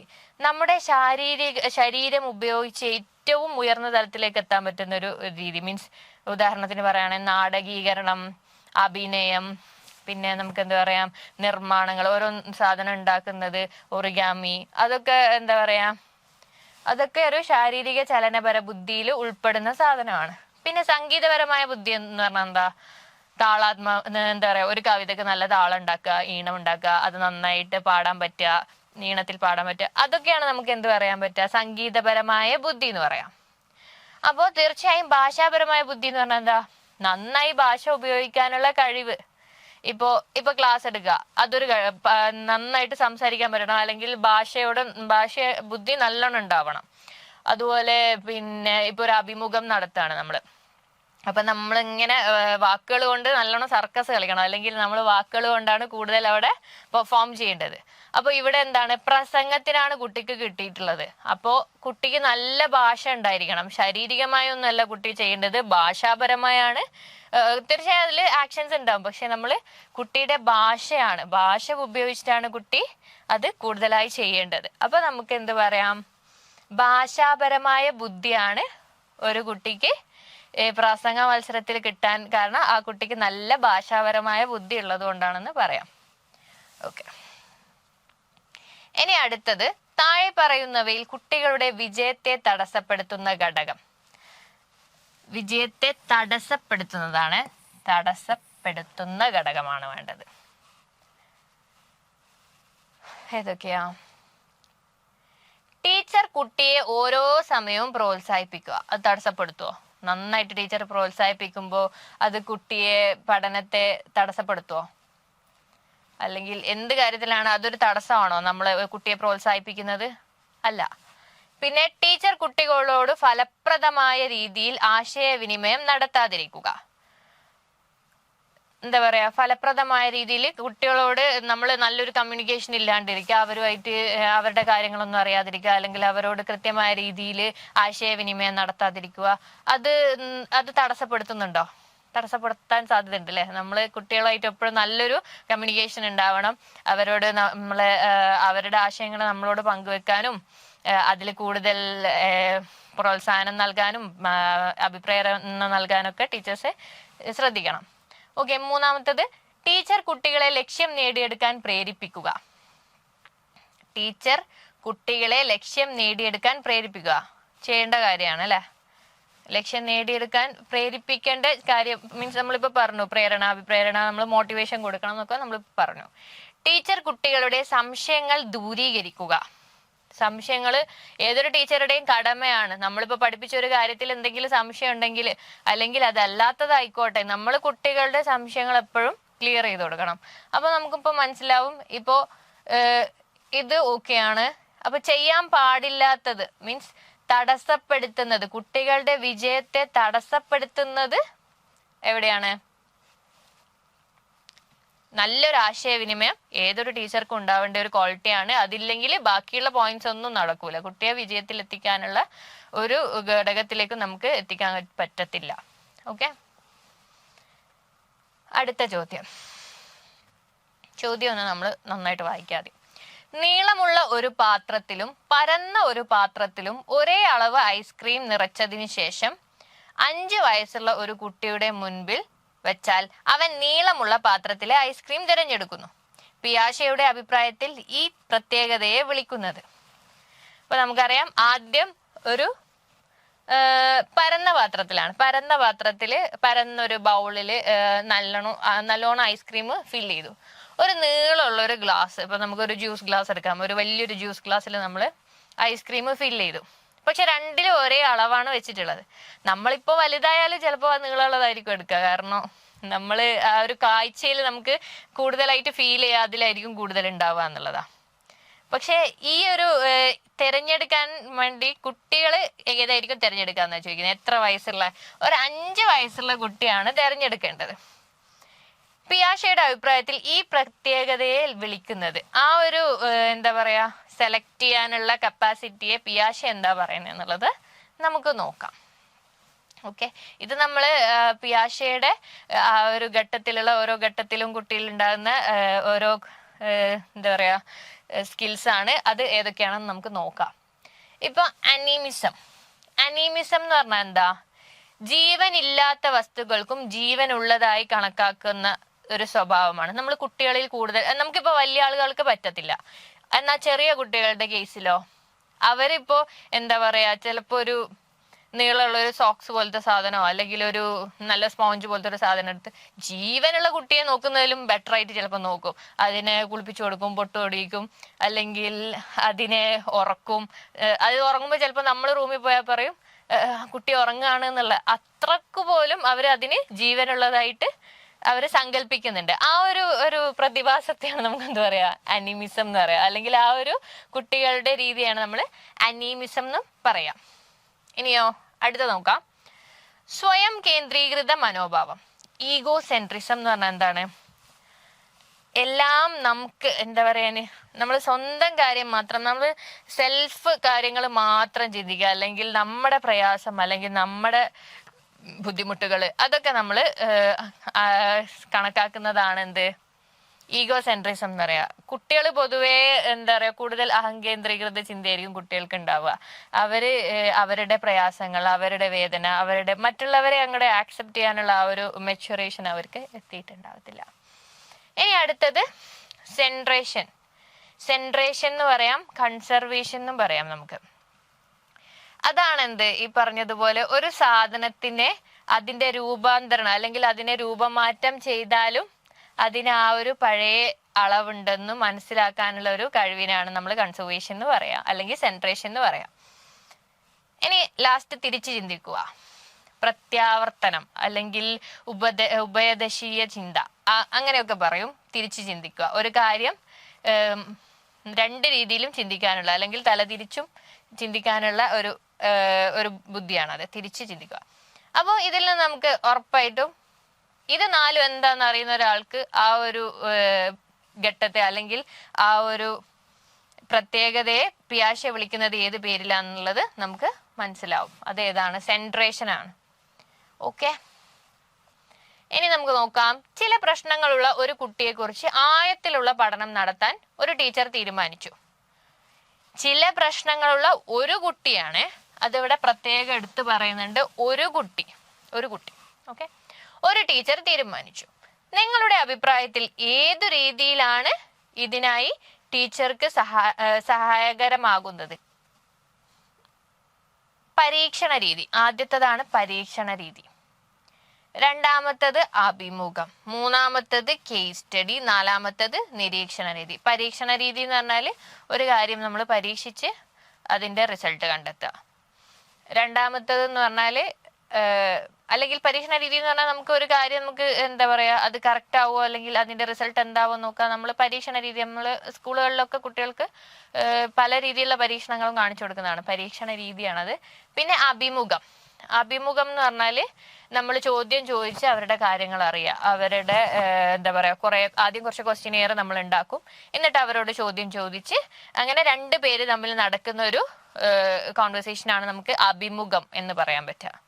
ഓക്കെ, പിന്നെ കേസ് സ്റ്റഡി എന്ന് പറഞ്ഞാൽ എന്താ, ഒരു കുട്ടിയെ കുറിച്ചുള്ള എല്ലാ അറിവുകളും വെച്ച് അല്ലെങ്കിൽ നാനാവിധത്തിലുള്ള കാര്യങ്ങളും വെച്ച് അവരെ കുറിച്ച് പഠിക്കാനും അല്ലെങ്കിൽ അവരുടെ പ്രശ്നങ്ങൾ അറിയാനുമുള്ള ഒരു മെത്തേഡാണ് എന്ത്, കേസ് സ്റ്റഡി. ഒരു കുട്ടിയുടേതാണ്. ഓക്കെ. പിന്നെ നിരീക്ഷണ രീതി നേരത്തെ നമ്മൾ പറഞ്ഞു. ഓക്കെ. അപ്പോൾ കേസ് സ്റ്റഡി എന്ന് പറഞ്ഞാൽ എന്താണ്? നമ്മൾ പറഞ്ഞു ഒരു കുട്ടിയെ കുറിച്ചുള്ള. ഇപ്പൊ ഇവിടെ ടീച്ചർക്ക് എന്താ ചെയ്യേണ്ടത്? ചോദ്യം നോക്കുക.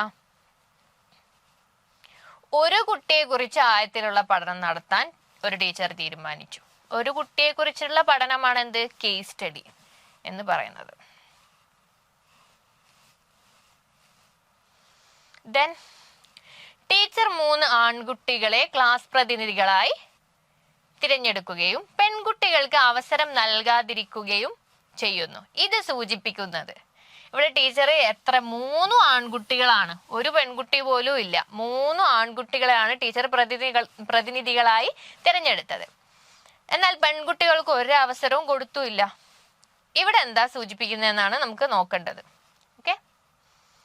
ലിംഗനിഷ്പക്ഷത, ജെൻഡർ ന്യൂട്രാലിറ്റി. നമ്മൾ ഇന്ന് ഡെയിലി ലൈഫിൽ അല്ലെങ്കിൽ നമ്മൾ ഇതൊരു കറണ്ട് ഇഷ്യൂ കൂടിയാണ് നമ്മളിപ്പോ, അല്ലെങ്കിൽ ഇപ്പൊ നിലവിൽ വരാൻ നോക്കുന്നതും അതുമായി ബന്ധപ്പെട്ട് നമ്മൾ ഒരുപാട് വാർത്തകളും നമ്മൾ അറിയുന്നുണ്ട്. അപ്പൊ ജെൻഡർ ന്യൂട്രാലിറ്റി എന്ന് പറഞ്ഞാൽ എന്താ നമുക്കറിയാം. പിന്നെ ലിംഗസമത്വം, ഈക്വാലിറ്റി ആണ്. ആണിനും പെണ്ണിനും ഒരേ, നമ്മൾ ചെറുപ്പം മുതലേ കേൾക്കുന്ന കാര്യമാണ് ലിംഗസമത്വം വേണം, അല്ലെങ്കിൽ സ്ത്രീകൾ പൊതുവെ ലിംഗസമത്വത്തിനായിട്ട് നമ്മൾ പോരാടാറുണ്ട്. അപ്പോ അതാണ് എന്ത്, ജെൻഡർ ഈക്വാലിറ്റി എന്ന് പറയുന്നത്. ഇത് കുറച്ചുകൂടി ഇംഗ്ലീഷ് വേർഡ്സ് ആയിരിക്കും നമ്മൾ കുറച്ചുകൂടി ഫെമിലിയർ ആയിട്ടുള്ളത്. മലയാളത്തിലാവുമ്പോഴാണ് നമ്മൾ കൺഫ്യൂസ്ഡ് ആവുക. ലിംഗപക്ഷാപാതം എന്ന് പറഞ്ഞാല് ജെൻഡർ ബയാസ്. ഇതുപോലെ എന്താ പറയാ, ഒരു ലിംഗത്തിന് മാത്രം അല്ലെങ്കിൽ ഒരു ജെൻഡറിന് മാത്രം പ്രത്യേക പരിഗണന കൊടുക്കുന്നതിനാണ് നമ്മൾ ജെൻഡർ ബയാസ് എന്ന് പറയാം. ഓക്കെ. ഇനി അടുത്ത ലിംഗ വ്യക്തിത്വം, ജെൻഡർ ഐഡന്റിറ്റി. അത് വേറെ തന്നെ ഒരു മേഖലയാണ്. നമ്മൾ ഒരാളുടെ ജെൻഡർ ഐഡന്റിഫൈ അല്ലെങ്കിൽ ലിംഗ വ്യക്തിത്വം മനസ്സിലാക്കുക എന്നുള്ളത്. അപ്പൊ ഇവിടെ പറയുന്നത് എന്താണ്, ചോദ്യത്തിൽ 3 ആൺകുട്ടികളെയാണ് ടീച്ചർ സെലക്ട് ചെയ്തത്. പെൺകുട്ടികളെ പാടെ ഒഴിവാക്കി അല്ലെങ്കിൽ അവരെ തീരെ പരിഗണിച്ചില്ല. അത് വരുമ്പോ ഏതായിരിക്കും വരിക? ന്യൂട്രാലിറ്റി അതാണോ? അല്ല. ഈക്വാലിറ്റി അതാണോ? അല്ല. ഐഡന്റിറ്റിയും അല്ല. ഏതാണ്? ജെൻഡർ ബയസ്, ലിംഗപക്ഷാപാതമാണ് അതിന്റെ ആൻസർ ആയിട്ട് വരിക. നമ്മൾ അടുത്ത ചോദ്യത്തിലേക്ക് പോവാണ്. അടുത്ത ചോദ്യം എന്താണ്? ഒരു വ്യക്തിയുടെ സ്വഭാവത്തെ ലക്ഷ്യപ്രാപ്തിയിലേക്ക് നയിക്കുന്ന പ്രക്രിയയാണ്. ഒരു വ്യക്തിയുടെ സ്വഭാവത്തെ ലക്ഷ്യപ്രാപ്തിയിലേക്ക് നയിക്കുന്ന പ്രക്രിയയാണ്. നയിക്കാത്തതല്ല, നയിക്കുന്നതാണ്. അങ്ങനെയാണ് നമ്മൾ ക്വസ്റ്റ്യൻ ഇങ്ങനെ എന്താ പറയാ ട്വിസ്റ്റ് ചെയ്ത് തരാം ചിലപ്പോ. ഇതിപ്പോ നയിക്കുന്ന തന്നിട്ടുള്ളത്. ഓക്കെ. ഏതൊക്കെയാണ്? അഭിപ്രേരണ, അവബോധം, വികാരം, വിധിന്യായം. ഇതിൽ തന്നെ നമുക്ക് ഏറ്റവും ഫെമിലിയർ ആയിട്ടുള്ള കാര്യമാണ് അഭിപ്രേരണ, മോട്ടിവേഷൻ. നമ്മൾ നന്നായിട്ട് മോട്ടിവേറ്റഡ് ആയാലാണ് എന്താവുള്ളൂ. നമ്മൾ ഒരാളെ മോട്ടിവേറ്റ് ചെയ്യുന്ന എന്തിനാണ് പൊതുവെ?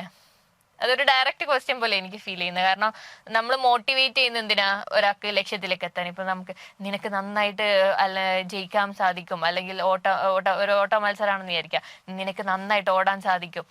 നമ്മൾ അവരെ നന്നായിട്ട് മോട്ടിവേറ്റ് ചെയ്യുന്ന എന്തിനാണ്? അവർക്കൊരു അഭിപ്രേരണ, ഒരു റീഇൻഫോഴ്സ്മെന്റ് കൊടുക്കുകയാണ്. എന്തിനു? വിജയത്തിലേക്ക് എത്താൻ വേണ്ടിയിട്ട്, അല്ലെ? ബാക്കിയൊന്നും അതുമായിട്ട് നമുക്ക് അത്ര യോജിക്കുന്ന ഒരു ഓപ്ഷൻസ് അല്ല ഉള്ളത്. താഴെ പറയുന്നവയിൽ, അടുത്ത ചോദ്യമാണ് താഴെ പറയുന്നവയിൽ പഠനത്തിന്റെ സവിശേഷത അല്ലാത്തതിനെ കണ്ടെത്തുക. പഠനത്തിന്റെ സവിശേഷ അല്ലാത്തതാണ്. നേരത്തെ ആയതാണ് നമുക്ക് വേണ്ടത്, ഇതല്ലാത്തതാണ് ചോദിക്കുന്നത്. ഇങ്ങനെയാണ് ചോദ്യമാണ്. അല്ലാത്തത് കണ്ടെത്തുക. അപ്പൊ മറ്റ് 3 ഓപ്ഷൻസും ആയതായിരിക്കും. പഠനത്തിന്റെ സവിശേഷ ആയത് എന്താ പറയാ, സവിശേഷതകളായിരിക്കും. ഇത് സവിശേഷത അല്ലാത്തതാണ് നമുക്ക് നോക്കേണ്ടത്. ഓക്കെ.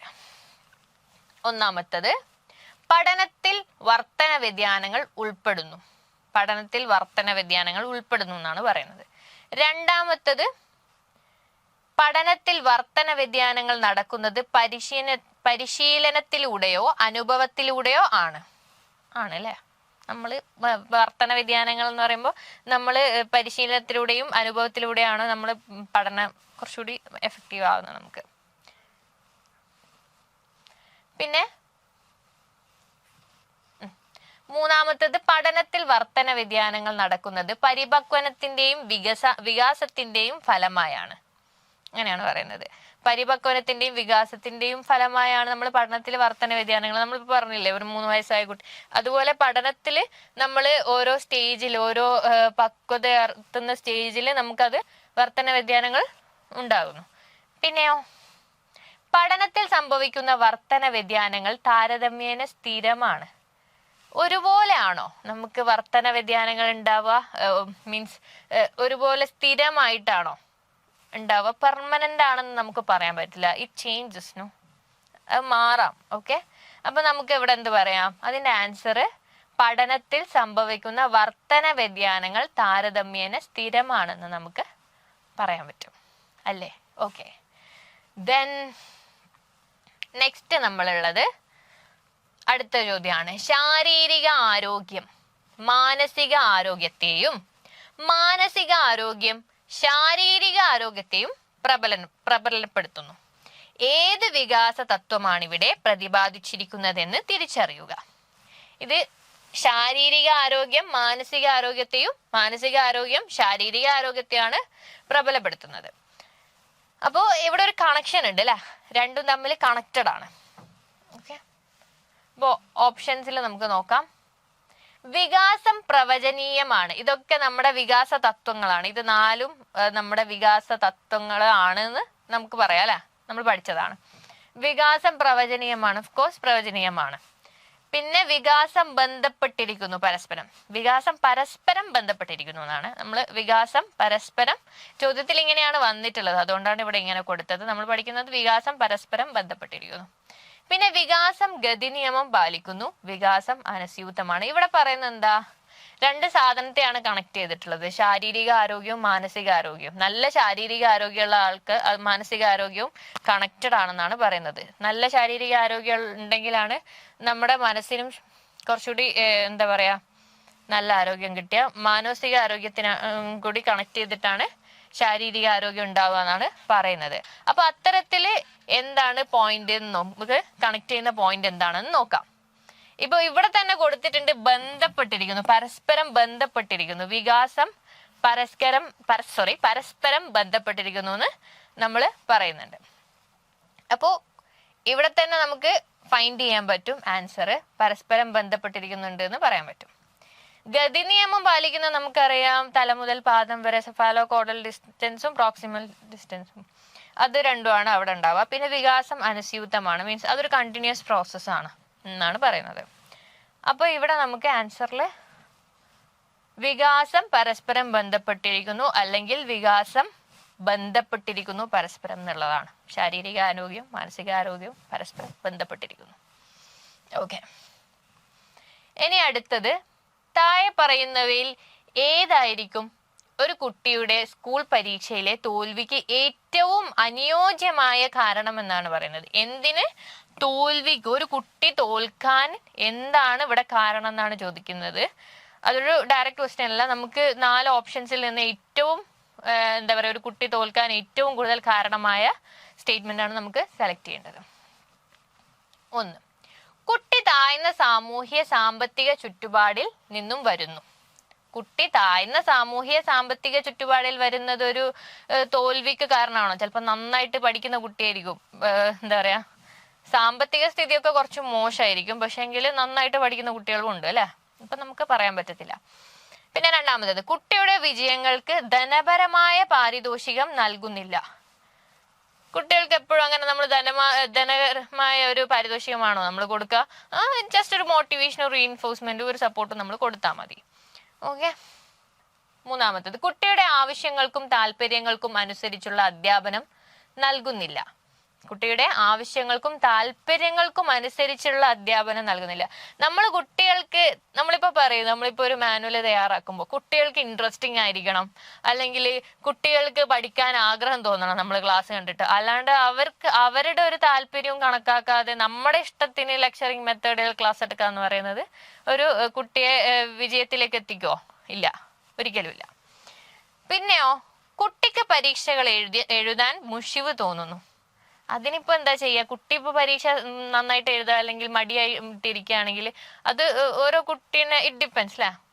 അപ്പോൾ അത് നമുക്ക് തോൽവിക്കായിട്ടുള്ള ഒരു കാരണമായിട്ട് പറയാൻ പറ്റത്തില്ല. നമുക്ക് ഇവിടെ കൂടുതലായിട്ട് നമുക്ക് പറയാൻ പറ്റുന്നത് എന്താ പറയാ, ടീച്ചറാണ് അതിന് കാരണം ടീച്ചർ എന്ത് ചെയ്യുന്നില്ല, ആവശ്യങ്ങൾക്കും കുട്ടിയുടെ ആവശ്യങ്ങൾക്കും താല്പര്യങ്ങൾക്കും അനുസരിച്ചുള്ള അധ്യാപനം നൽകാത്തത് കൊണ്ടാണ് എന്ത് കുട്ടി പിന്നെ തോറ്റുപോയത് അല്ലെങ്കിൽ തോൽക്കാൻ കാരണമായത്. ഓക്കെ, അടുത്തത് ഭിന്നശേഷിക്കാരുടെ പുനരധിവാസത്തിനായി 1992 എന്ന് കാണുമ്പോൾ നമുക്ക് ഏകദേശം ഉത്തരം കിട്ടും. നടപ്പിലാക്കിയ നിയമം ഏതെന്ന് തിരിച്ചറിയുക. അപ്പോൾ നമുക്ക് ഓപ്ഷൻസിൽ ഏതൊക്കെയാ തന്നിട്ടില്ലെന്ന് നോക്കാം. RCI act, RPW act, RTE act, PWD act. ഇതിന്റെ 4ന്റെ ഫുൾ ഫോം അറിയാമെങ്കിൽ തന്നെ നമുക്ക് ഇതിന്റെ ഉത്തരം എളുപ്പത്തിൽ കിട്ടും. നമുക്ക് നോക്കാം ഏതൊക്കെയാണെന്ന്. ഇതേതാണ്? RCI act, rehabilitation council of India, council of India. പിന്നെ രണ്ടാമത്തതോ RPWA ആക്ട്. ഇത് 2016 എന്താ പറയാ, നമ്മുടെ ആദ്യത്തെ PWD ആക്ടിനെ റിന്യൂ ചെയ്തതാണ്. 14 എണ്ണാക്കി മാറ്റി.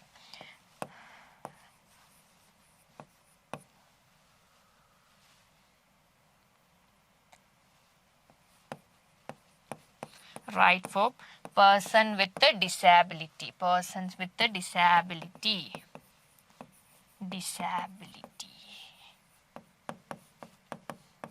ഓക്കെ, 2016 ആണ്. പിന്നെ RTE ആക്ട്, അത് നമുക്ക് എല്ലാവർക്കും അറിയുന്ന ആണ്. റൈറ്റ് ടു എഡ്യൂക്കേഷൻ ആണ്. പിന്നെയോ PWD ആക്ട്, മറ്റേത് തന്നെ നമ്മളിത് റിന്യൂ ചെയ്തതാണെന്ന് പറഞ്ഞു. PWD ആക്ട് 1995 വന്നു. 1996 മുതൽ നിലവിൽ വന്നു. 7 എണ്ണാണ് അതിൽ നമ്മൾ ആദ്യം പറഞ്ഞത്. അത് PWD ആക്ടിന് അവിടെ നമ്മൾ എങ്ങനെയാണ്, പേഴ്സൺ വിത്ത് ഡിസാബിലിറ്റീസ് എന്നാണ്. അത് മാത്രമേ ഉള്ളൂ, പേഴ്സൺ വിത്ത് ഡിസാബിലിറ്റി.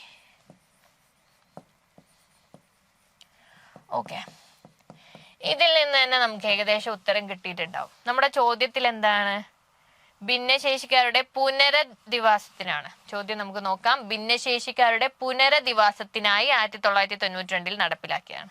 പുനരധിവാസത്തിൽ തന്നെ ഉണ്ട് എന്ത്, റിഹാബിലിറ്റേഷൻ കൗൺസിൽ. റിഹാബിലിറ്റേഷൻ അല്ലേ, പുനരധിവാസത്തിന്റെ ഇംഗ്ലീഷ് എന്താണ്, റിഹാബിലിറ്റേഷൻ ആണ്. അപ്പോൾ നമുക്ക് ഈസി ആയിട്ട് ആൻസർ ഏതാണെന്ന് പറയാം. RCI ആക്ട് ആണ് ഇവിടെ ആൻസർ ആയിട്ട് വരാം. ഇനി നമുക്ക് നോക്കാം. താഴെ പറയുന്നവയിൽ ഗ്രേഡിംഗ് മാർഗത്തിന്റെ ധർമ്മമല്ലാത്തതേത്? ധർമ്മമല്ലാത്തതാണേ വേണ്ടത്. ഓരോ ചോദ്യത്തിൽ ഓരോ രീതിയിലാണ്. ചിലത് ധർമ്മമായതെന്ന് ചോദിക്കും, അല്ലെങ്കിൽ ധർമ്മമല്ലാത്തതെന്ന് ചോദിക്കും. നമ്മൾ അവിടെയാണ് നമ്മൾ സ്പെസിഫൈ ചെയ്യേണ്ടത്. ഒരു അണ്ടർലൈൻ ഇട്ടിട്ട് അതിനനുസരിച്ച് നമ്മൾ ആൻസർ കണ്ടെത്തണം. മുൻകൂട്ടി നിർവചിച്ചിട്ടുള്ള മാനദണ്ഡത്തിന്റെ അടിസ്ഥാനത്തിൽ കുട്ടികളെ തരംതിരിക്കുക.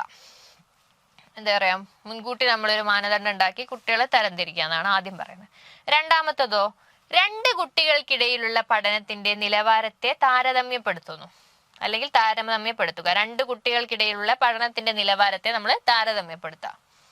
പിന്നെയോ, കുട്ടികൾക്ക് സ്വയം വിലയിരുത്താനുള്ള വിവരങ്ങൾ ലഭ്യമാക്കുക. നമ്മൾ തീർച്ചയായും പരീക്ഷ നടത്തുന്നത് നമുക്ക് കുട്ടികളെ പറ്റി തന്നെ ഒരു ബോധം വരും. അപ്പോഴാണ് ഒരു ബോധം വരിക അല്ലെ. ഓക്കെ, പിന്നെ കുട്ടികളെ പരീക്ഷയിലെ ജയത്തിന്റെയും പരാജയത്തിന്റെയും അടിസ്ഥാനത്തിൽ തരംതിരിക്കുക. അങ്ങനെ ചെയ്യുന്നത് ഒരു ശരിയായ രീതിയാണോ? കുട്ടികളെ കുറച്ച് ജയിച്ച കുട്ടികളെ ഒന്ന് വേറെ, തോറ്റ കുട്ടികളെ വേറെ, അങ്ങനെ തരംതിരിച്ച് കാണുക. അതൊരു ശരിയായ ഒരു മെത്തേഡാണോ? പരീക്ഷയുടെ ഒരു ലക്ഷ്യത്തിൽപ്പെട്ടതാണോ അത്? ആണോ? അല്ല. നമുക്ക് അതാണ് ഇവിടെ ഏറ്റവും കൂടുതൽ നമുക്ക് ആൻസറായിട്ട് കൂടുതൽ മാച്ചിങ് ആയിട്ടുള്ളത്. എന്ത്? കുട്ടികളെ പരീക്ഷയിലെ ജയത്തിന്റെയും പരാജയത്തിന്റെയും അടിസ്ഥാനത്തിൽ തരംതിരിക്കുക. അതൊരു നല്ല കാര്യമല്ല. കാരണം നമ്മൾ ഒരിക്കലും അങ്ങനെ ജയിച്ച കുട്ടിയെ വേറെ തന്നെ കാണുകയും തോറ്റ കുട്ടിയെ വേറെ തന്നെ കാണുകയും ചെയ്യാൻ പാടില്ല. ഓക്കെ, അടുത്തത് ചാർലി ചാപ്ലിൻ അദ്ദേഹത്തിന്റെ നർമ്മബോധത്തിന് പ്രശസ്തനാണ്. ആൽപോർട്ടിന്റെ അഭിപ്രായത്തിൽ ഇത് എന്തിന്റെ ഉദാഹരണമാണ്? GW ആൽപോർട്ടിന്റെ അഭിപ്രായത്തിലാണ് ചോദിക്കുന്നത്. അപ്പൊ നമുക്ക് നോക്കാം. ഇവിടെ 4 ഓപ്ഷൻ തന്നിട്ടുള്ളത്: മുഖ്യ സവിശേഷകം, മധ്യമ സവിശേഷകം, സ്രോതസ് സവിശേഷകം. അത് ആൽപോർട്ടിൻ്റെതാണോ? അല്ല, അത് കാറ്റലിൻ്റെതാണ് അല്ലെ. അപ്പൊ അതെന്തായാലും ആയിരിക്കില്ല. അത് ആദ്യം തന്നെ ഒരു തെറ്റ് അവിടെ ഇട്ട് കൊടുക്കാം. ഓക്കെ.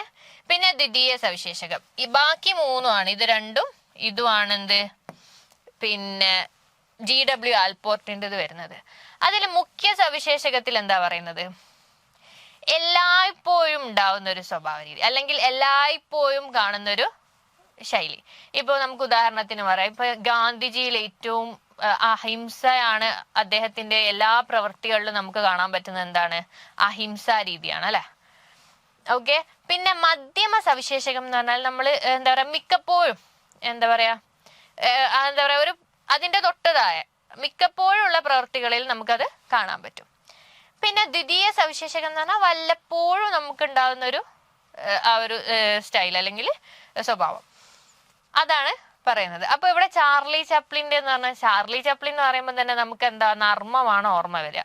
അപ്പൊ അദ്ദേഹത്തിന്റെ ഒരു പ്രധാനപ്പെട്ട അല്ലെങ്കിൽ മുഖ്യമായ ഒരു സവിശേഷകമാണെന്ത്? നർമ്മം എന്ന് പറയുന്നത്. അപ്പൊ നമുക്ക് ഇവിടെ ഏതാണ് ആൻസർ വരിക? മുഖ്യ സവിശേഷകം ഓർ കാർഡിനൽ ട്രൈറ്റ് ആണ് നമുക്ക് വരിക. നമ്മൾ സെൻട്രൽ കണ്ട് സെൻട്രൽ ആണ് വലുത് എന്നൊന്നും വിചാരിച്ചു പോരുത്. നമ്മൾ ഇതിങ്ങനെ തന്നെ പഠിക്കുക. മുഖ്യ സവിശേഷകം അങ്ങനെ തന്നെ പഠിക്കുക. ഓക്കെ. ഇനി അടുത്തത്, IAS പരീക്ഷയിൽ ഉന്നത വിജയം നേടിയ പൂർവ്വ വിദ്യാർത്ഥിയെ അനുമോദിക്കാൻ സ്കൂൾ അധികൃതർ ഒരു പരിപാടി സംഘടിപ്പിച്ചു. മാസ്ലോയുടെ സിദ്ധാന്ത പ്രകാരം ഇത്തരത്തിൽ അന്തസ്സുള്ള സ്ഥാനത്ത് എത്തിപ്പെടുന്നതിനെ കാണിക്കുന്നത്.